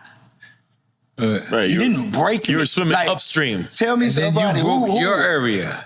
Who ain't been out? Kanye got a chain from Rockefeller. 50 got stamped by Dr. Dre and Eminem. Nelly got thrown into the pool. Know what I'm saying? Like, if you look at a lot of the shit that's even if it's around my time or whatever, not discrediting anything, because these is all dope ass artists that had inspired me in one way or another. And they had their pre-story Get Rich as or well. Die Trying Right. is one of my favorite albums of all time. Motherfucking Yee, you know how I feel about the Yee I know. I gotta make sure I say that. The Yee that I know is this new nigga's tough. Different. Yeah, he's different. He's different. He's definitely different. But everything else, nigga, even my brother Jai, he got to be on a song with Hov before he came out. Mm-hmm. You know, that shit. Drake had Wayne. So you saying you had nobody? I had nobody. I had nobody but my city and the niggas that I came to the club with. That's all we had. That's all we had. But hold up. With that being said, though, because you guys have been skating around the whole when you went to Harlem and all this, y'all talking insider talk. People watching, they don't know. How did you get to Harlem? How does the connection with Harlem World happen? Cardan? What does that connect? How does that happen? That all came through Trail. Again, that all came through Trail. Like I said again, when I met Trail down in Cancun, and he was motherfucking hanging. He was actually down there with Mace and everybody. I think a whole bad boy or whatever the case he was down there with. And once he came back to St. Louis because he had ran into our manager's wife's sister, they wound up being together. So he got the album and he was like, yo, this shit is dope. I'm gonna try to help. And he brought that shit back up to New York and he was trying to pass that around to the connects that he knew. That's how we got off the topic because we started talking about who he passed it to. And I was like, Dame had it. I know he got it to, I think it was D from Rough Riders and a few other people up here in New York. But the shit never spawned it off. But he said, yo, I'm going down to Atlanta. Jermaine Dupri is having a birthday party. And I know Mace is going to the party. I'm going to try to get the tape to Mace. So we was like, fuck it, cool. This is your tape? Yeah. Okay. Trail had it. So we was like, fuck it, cool. So we drove down to Atlanta in a, at that time, minivan, staying like kind of right outside. JD got this party at the motherfucking, what was that, the Art Museum? He had a party at one of the art museums down that motherfucker. This is the time of all the limos. Niggas rode in limos and shit. I like limo. You like limos? Yeah. I like the limo era. But they had like motherfucking aisles and blocks of fucking limos just parked outside this. And we was parked down the street a little bit in the minivan. They probably thought we were there to rob niggas, probably. Because that's how shady we was looking, nigga. And compared to what was going into the party. Everybody was dressed up. So we outside the party. Trail took our manager, T-Love, in. We standing outside. We waiting. Slow down, nigga with the mask. He run up to the door just on some fuck it and talking to the boy. He say, yo, could you tell our manager that, you know, that we out here, we just look at the boom. And dude say, okay, what's your manager's name? Who is you? He was like, yo, we St. Lunatics. You look for Tony Davis. The nigga goes down the list of the shit and say, oh, y'all on here. Oh, shit. He say, what? He said, yeah, y'all on the list. Man, that nigga ran back over there to where we was. They said, yo, nigga, we on the list. We get in. Nigga, we shot the motherfucking car. Like, so we going into a JD party. Now, mind you. You don't know JD at the time? No, not like that. We know Bob. Okay. We know Bob. We know Bob. We know Bob. We know Big Bob. All right, Bob. We watched it, bro. Bob was the motherfucking man. We watched all these stories low key, he got some stories too. So we was like, fuck it. So we go in there. Now, mind you, nigga, I'm literally still representing where I live in St. Louis. I'll just say that. You know what I mean? So my attire is reputable of the colors upon which my street. Like a Crip? Yeah, he's trying to like skate it, and you're like, you know what I'm saying? Like, do you mean this? No. So everything I got on the St. Louis Blues jersey. I got on the big blue and gold. I got on some motherfucking blue, then like blue Dickie shorts. I'm out of this motherfucking press. So we like, fuck it, we go into the party. Now, mind you, nigga, we sticking out like so thumb. There's no way you don't see us. Everybody in this motherfucker is fly as fuck. Nigga, Elton John in this bitch, motherfucker. Elton John is all motherfucker. kind of motherfuckers is in this shit, right? So the way the party is set up, when you go up these steps to the VIP area, you got this party right here, so everybody can see you. Everybody. So we walking up these motherfuckers, and you could tell everybody like, who the fuck is these niggas? Why is they in the party? Look at what we got on. We like, ugh. So we following Trail and Love, and they take us over to the section where Mace was at. And Trail was like, yo, these the group out from St. Louis I was talking about. You know what I'm saying? This, and Mace said, give the tape to Kuda. Give the tape to Kuda. That sounds instrumental. In so, yeah, very is. Because, you know, if Mace would have had it, you know, he would have had it. He never heard it. He never listened to it. Kuda got the tape. Kuda, he said, good, man, good B. You know what I'm saying? Trail was like, yo, son, you know, he bigged us up.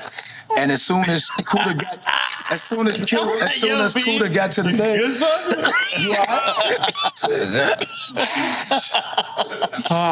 you not good, B? Go ahead. Come on. Yeah, hold on. Wait. Y'all just foul South people. Go ahead, continue. No, he said, give the tape to Kuda. I don't even know where the fuck I was at fucking with you. He gave the tape to Kuda. That's everybody. Give the tape to Kuda. So, gave the tape to Kuda. Kuda left the party, jumped in whatever the fuck he was in and played it. The nigga called us about an hour and was like, yo, I'm fucking with it. Can y'all get up to New York? And I got a studio. Come up, hang out. Let's just knock out some records and see what come from it. So we was like, yeah, cool. Made our way up to New York. He had a studio, I think it was in Jersey. Was that shit in Jersey? He had a studio in Jersey. Nigga, we thought we was in New York. It makes sense. You couldn't have told us nothing. No, I was just saying, well, yes and no. I'm not gonna say that. I'm out of that. That's y'all politics. For down south people, it does. No, but I'm saying it felt like it because we didn't know the difference. You know, when niggas ain't never really left where they left from, you just know it. Boom. So we did the studio. We stayed for about 2 days. We actually stayed in the studio. Niggas slept on the floor. We just recorded some records for him at that time as the group. And he took them shits. He was shopping them. He probably shopped them for like what, a couple months maybe? Couple months. And then he was like, yo, I don't know about the group, but I think if Nelly, I said, I think I can get Nelly a deal. That's because you guys were presented as a group first. Always. Okay. I wasn't doing solo records at all like that. But at that time, y'all was shopping as a group? Yeah. St. Lunatics. Okay, as a group, St. Lunatics. Okay. And he tried to shop it as a group, but he was like, yo, I don't know if I can get the group a deal. He said, but I think I can get Nelly a deal, then he can put the group on. And who was this guy again? Kuda. Screw me to the game. Now I know my duty. When Mace was like, I think he was managing Kuda.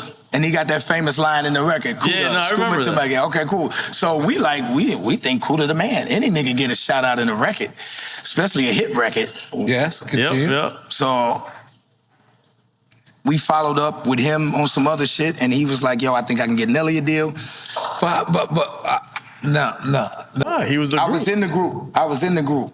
All right. But so I'm a team player. Okay. They soloed you. I play sport. Again, I play sports my whole life. I'm a team player. I was brought up like that. I'm very coachable. Okay. So if I got to bat first, I'm a bat first. If I got to bat ninth, I'll bat ninth. As long, whatever it take to win. Whatever the coach told you was good. Whatever it take to win. So I was never a solo artist because we would do records. I come in, do my verse, and I'm back beating the block. You know what I'm saying? And then I started working at like UPS because I needed some insurance because I just had my daughter, but that's more. Right. So that's how it saved me. This is what it feels like. It feels like that's the typical industry. How you separate? Right. No. Divide and conquer type of vibe, you know what I'm saying? You think like that after there's something to divide and conquer for. Right. When you're in the beginning, there's no way you're thinking like that because as long as you remain loyal, as long as you do what you're supposed to do, then how can they divide and conquer? Now, they did try to put me out and I was like, no. They were like, yo, you get on, you can put the group on, whatever, hold on. And I was like, okay, sound good, but I need it in the paper. You had it in the paperwork. In the paperwork, it said if I sold this amount of records, St. Lunatics as a group automatically get the deal. Automatically. And I think it was only like either 350 or 250. It said, what's the thing you did, right? Nigga, the first day the album came out, they brought me a gold. They brought me a gold. And the group did have a deal. Yeah, everybody, a group of deal, and everybody had solo deal. Yeah, they were like a Wu-Tang clan in a sense. And much respect to the Wu because they had a good influence on us too. So can you explain that to us? So once you went platinum, right? Mm-hmm. Yep. Then you had a deal for all of your people. It wasn't even about going platinum. We just had to sell. He didn't have to go platinum. As a total, all I had to sell was I think 350. Love said not it was even 250, gold. but Not I think even it was gold. 350. Well, 350 is gonna be gold if you think about it, like depending on when it happens. Like if you up to 350 at that time in like 2 or 3 months, nigga, you that go means you're easy. gonna be gold. Yeah, you go right. easy. You already gold because they done already re-up and you didn't re-ship. Right.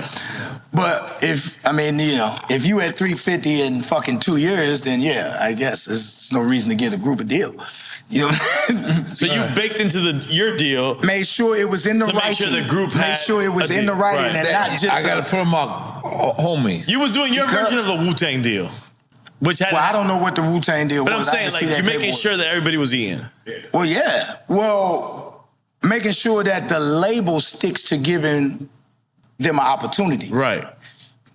Eating, yeah, you well, gotta it depends. cook. It depends. If you cook, you gonna eat. Right. If you don't cook, you ain't gonna eat. You gonna be relying on another motherfucker to feed you. But if you can cook, you can eat. So everybody had an opportunity to go out there and cook. The group cooked. So, and our whole shit probably would have been different if he would have been out. Because, at that time, whatever song you was on, if you had a feature, that was the next motherfucker to come out. He was actually on Ride With Me, but because he wasn't out when Ride With Me came up, because Ride With Me would have been a launch for him. You see what I'm saying? You want to come over here? He would have been. That nigga don't drink like that. Nah, I just talking shit. Nah, I just said that ain't drink. Yeah, come on. Bring my chair over here. Bring my chair. Nah. What was that? Oh, that me. Thought I was fucking up shit. I'm like, no, don't charge you. Nah. No, we got. No, but if he would have been out, our course would have been different. It wouldn't have been the way. It wouldn't have been the way that it. It wouldn't have been the way that it turned out.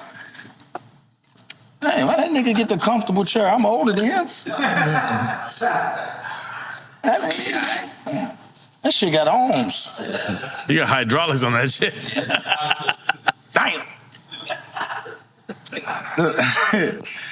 N.O.R.E, you played me. That chair was an option. Nah,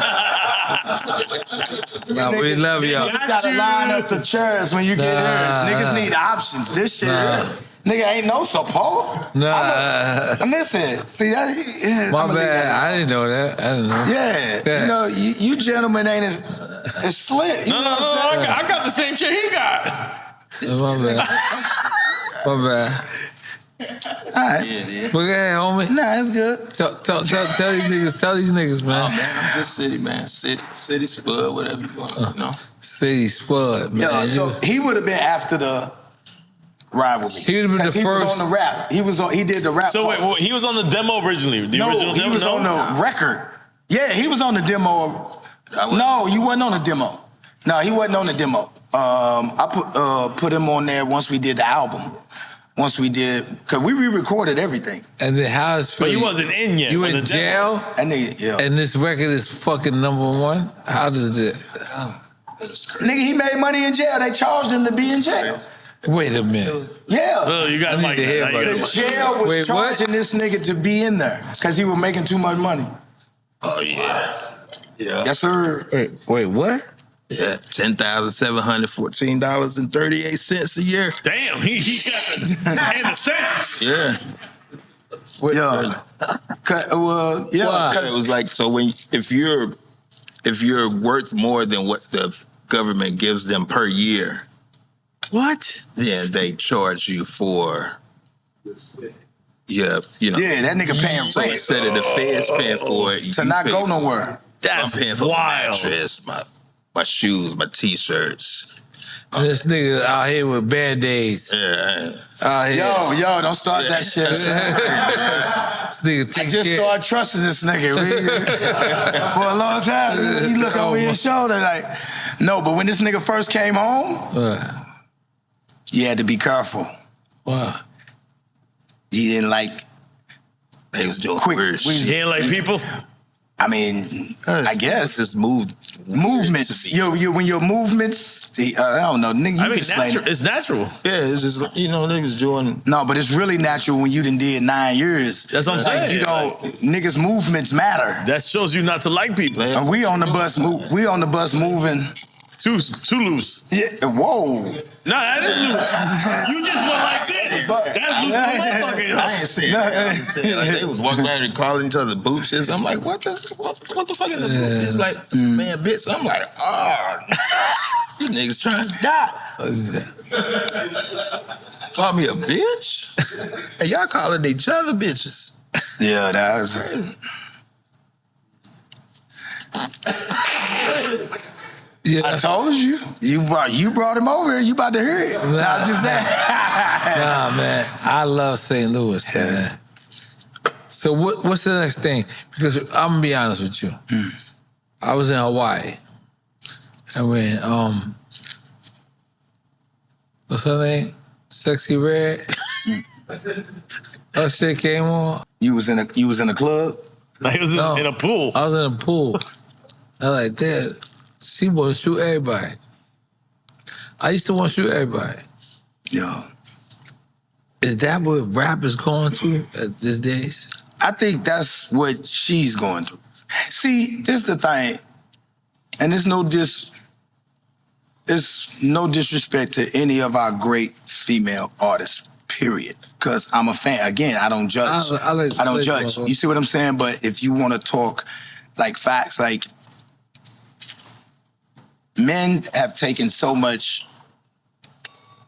and as is warranted, as is justified, men have taken for speaking the way that we do about our women in music, right?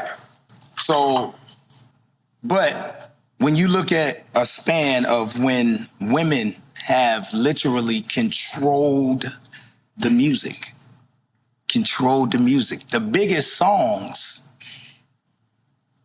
are definitely songs of like Sex. very much sex. Rip off the Band-Aid. Very much sex. You see what I'm saying? Like, and again, they can do that. It's not an issue. But if you look at their stories, they're doing it more so because of the business. When you think, because they're rapping, but they're married, and boom, boom, boom. So in other words, you know, home music was cool until a real hoe showed up. Minus the Lauryn Hills, minus the Queen Latifahs. Real MC home Lights. music was cool until a real one showed up. I don't take a PBs. Keep going. You're gonna go to the real hoe bathroom? No, I'm just saying, like some real shit. Yeah, and then a real one showed up, and now everybody like, whoa, well, where you think it was going? Don't shit on our little sister now, cause she telling her truth. Y'all open the door for her to tell her truth. So don't shit on ours. You know what I mean? Like, nah, don't shit on ours. It was cool till a real one showed up. But they say King Von, gangster drill music was cool till a real one showed up. Well, some motherfuckers gonna start getting shot the fuck up. Like, so, you know, gangster music is cool until a real one show up. That's just facts. And Shawty came with that reel on their ass. And either you can say what you want to say about it, but it's there and it's possible because of something that came before it. Right. If you mad at anything that's before you or in your face right now, don't get mad at what's in your face right now. Get mad at how it got there. Okay. So let's say this. Right now. Because that's what we advocate as a community, because they, shit'll be like, yo, you get mad on our brothers because they got to do this, they do that. But we say, yo, track the history, and then now you know how we got here. So that has to be a factor in anything you don't like. If it's anything you do not like, don't question the why you don't like it in your face. Question how it got there. What you don't like is there. But now we have an opportunity to shed light on other things. St. Louis. Who right now in St. Louis? Who's doing it right now? You know Who's what? repping St. Louis right now? I mean, everybody that come out to Lou rep the Lou, because it's a but great who do y'all thing see as the next evolution of MCs coming? MCs specific. My son work with all of them right now. He could give you a whole list. Who hot out there? You got JR. I like JR. JR is always, but if JR is a St. Louis legend. He's dope. But I'm talking about them babies.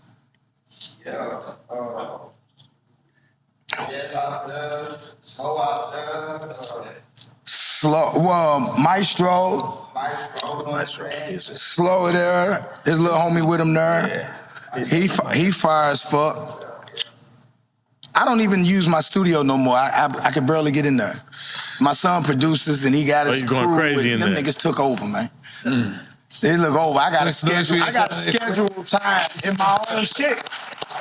I got to schedule time in my own shit. He produces? Yeah. What's your production name? I can't hear you. Say it. Trizzle. Yeah. All right.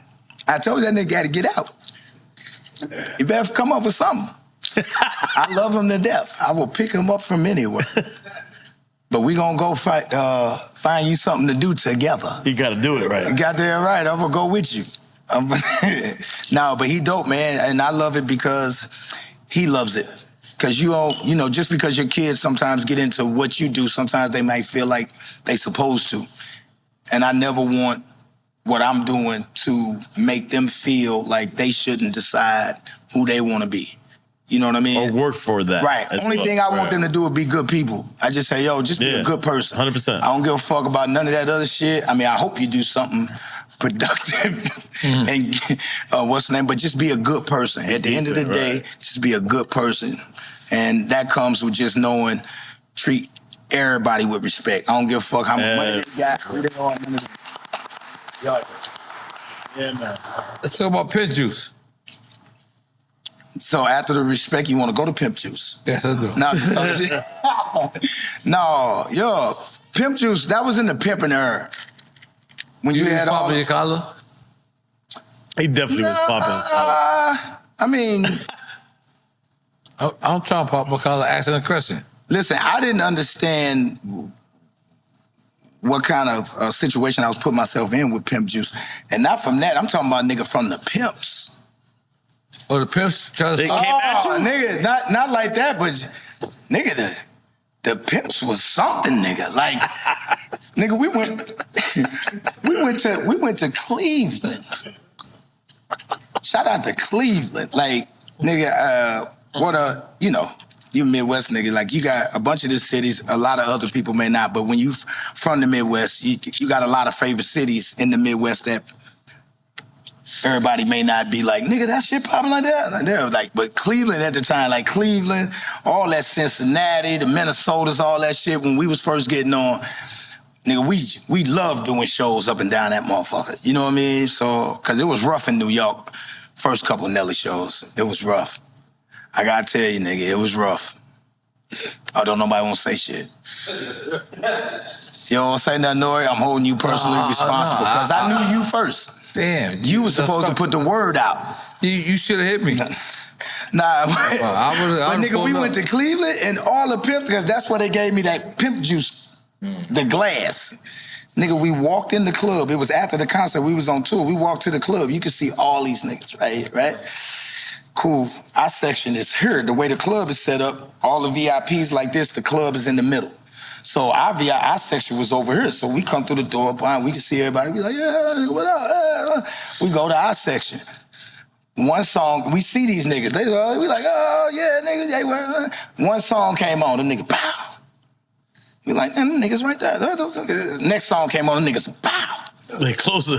We like, another song came on, niggas, bow. Like, the third song, these niggas was in the section, nigga. I swear to God, it was like a click. It went, Oh, shit. Them niggas had their whole section over here. On God, they had their whole section over here, and it was like 20 of them with the chalices. And they had brought me my pimp juice cup. All the pimps had chalices? Nigga, they are in the club with the chalices. These studded and everything. Filling them motherfuckers up. Look. Continue. No, I mean, I wasn't he couldn't believe it? I had the same experience. Please, can you? I was at the Players Ball here in Miami, so I know all this shit too. Yeah, but let him finish. Yeah, let him finish. No, I'm just saying the experience with these brothers is unlike no other. We in Cali. And, so you was the pimp of the year? What's the pimp? No. But you got it, right? No, I didn't get pimp of the year. I got player of the year. Oh, You got player of the year. Yeah. Player of the year. Congratulations. But you got pimp. You got pimp of the year? I never got that. I never got that. I got a dope ass chalice. I think it's reserved to. Oh, you just got a smoker chalice? Damn, you shitting on me, cuz. No. Okay. Nah, I never got pimp or player of the year, but nigga, Don Magic Wand, the brother Don Magic Wand. Green and yellow. We in the studio. Green and gold. Nigga, we in the studio. I don't know, I hope cuz don't get mad.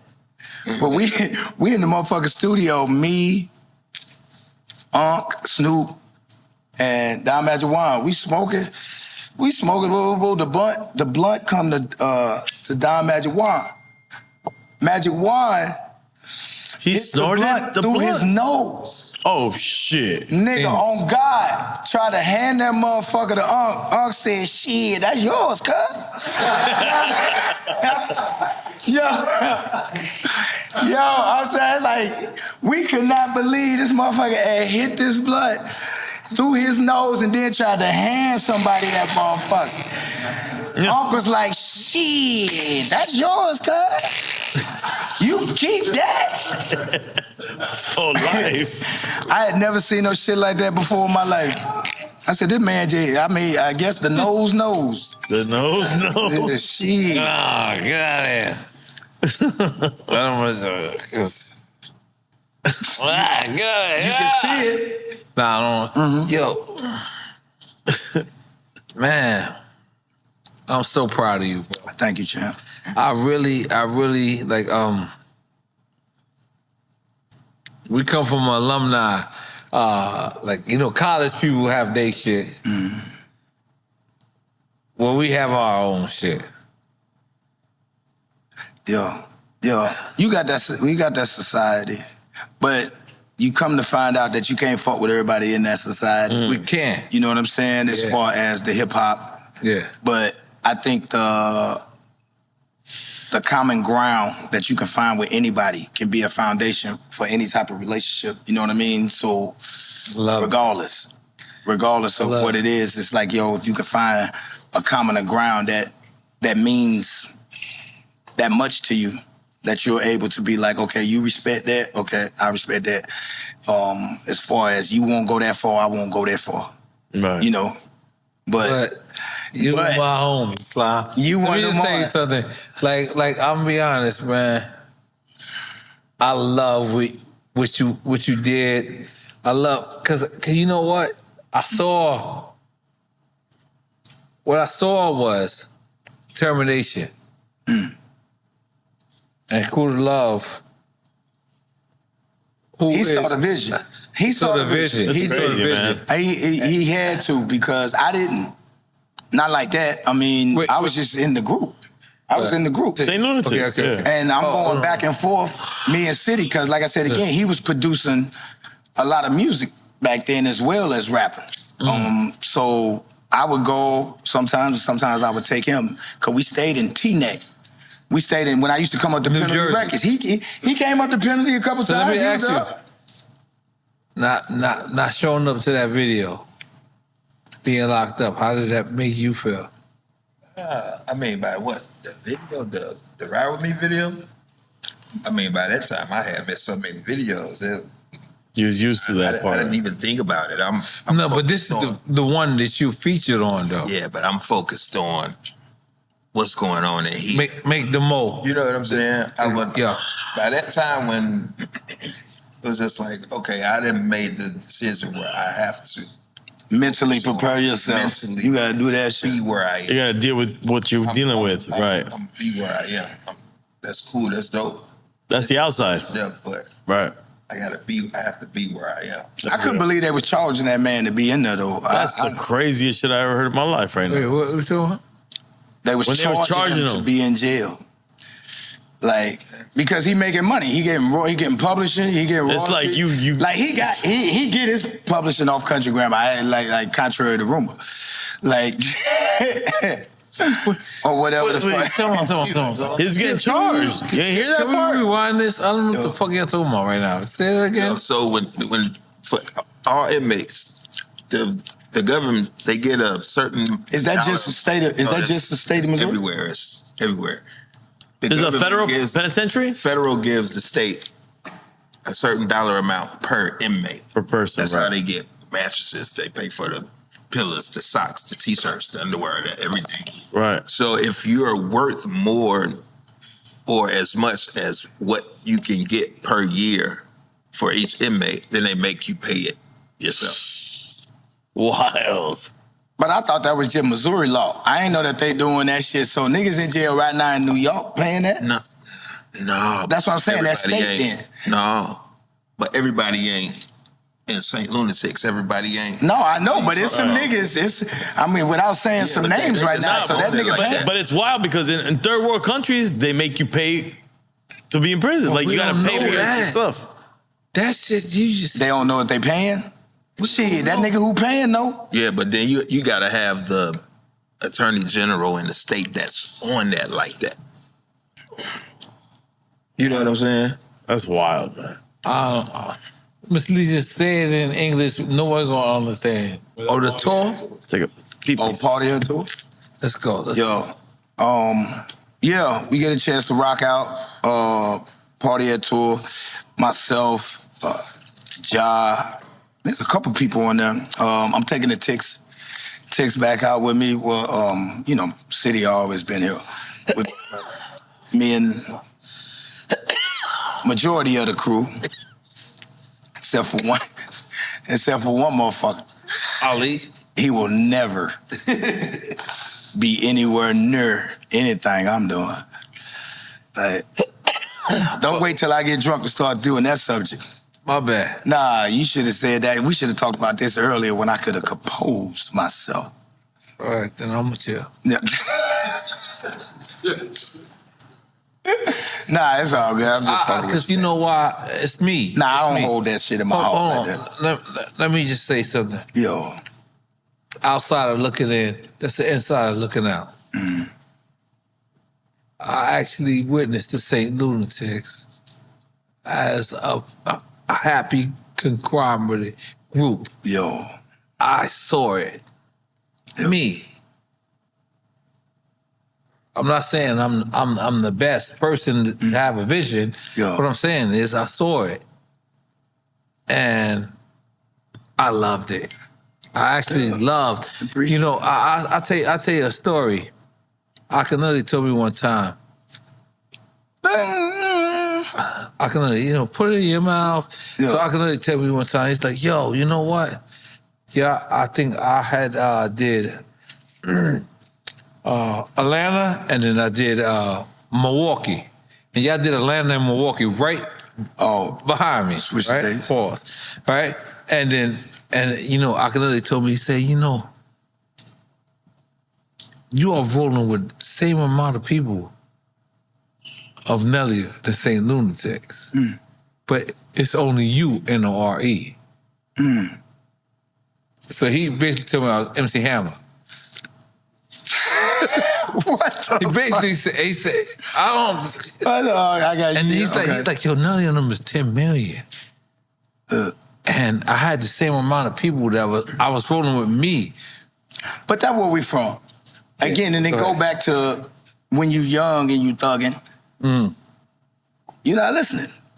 You know what I'm saying? And it goes to what I was saying about the older people having a lot more patience with the young ones.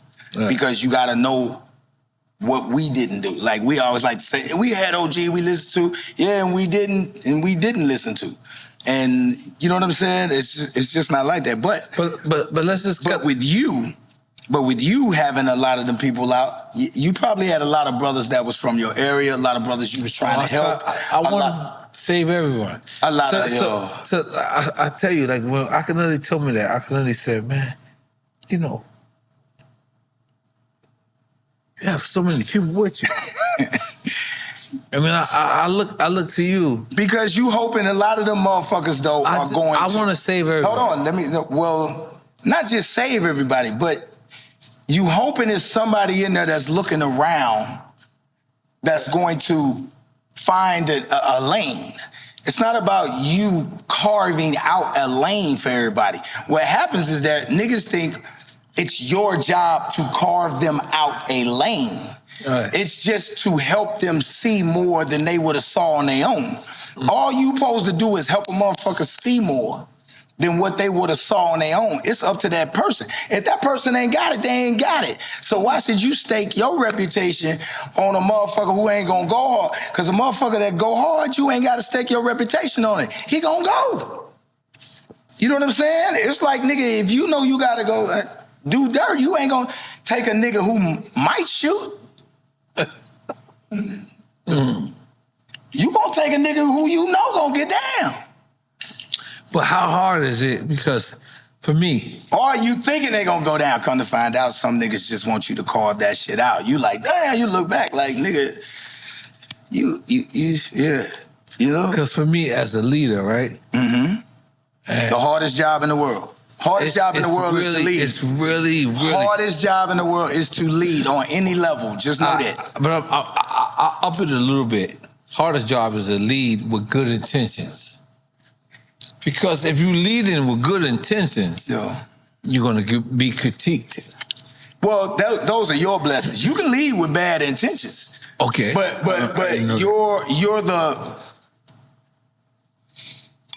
you're the one with the most initiative. You're the one with the most drive. You see what I'm saying? Like, because you can have bad intentions. They do it all the time. Cults. Motherfucker follow a cult off the side of a motherfucking mountain. Right.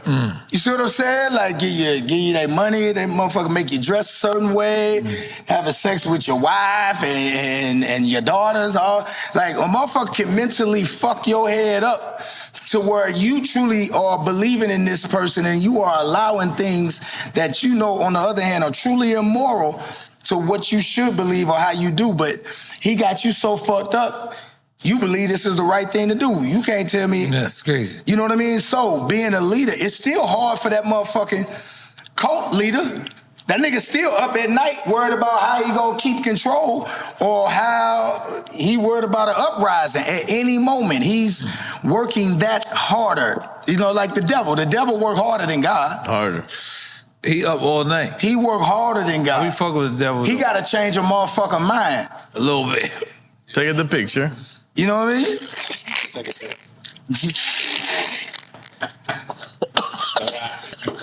You a granddad. Oh, get you some water. Get you some water, folks. We're about to take a great picture right now. Get this old man some water. Let's take a great picture right now. Yo.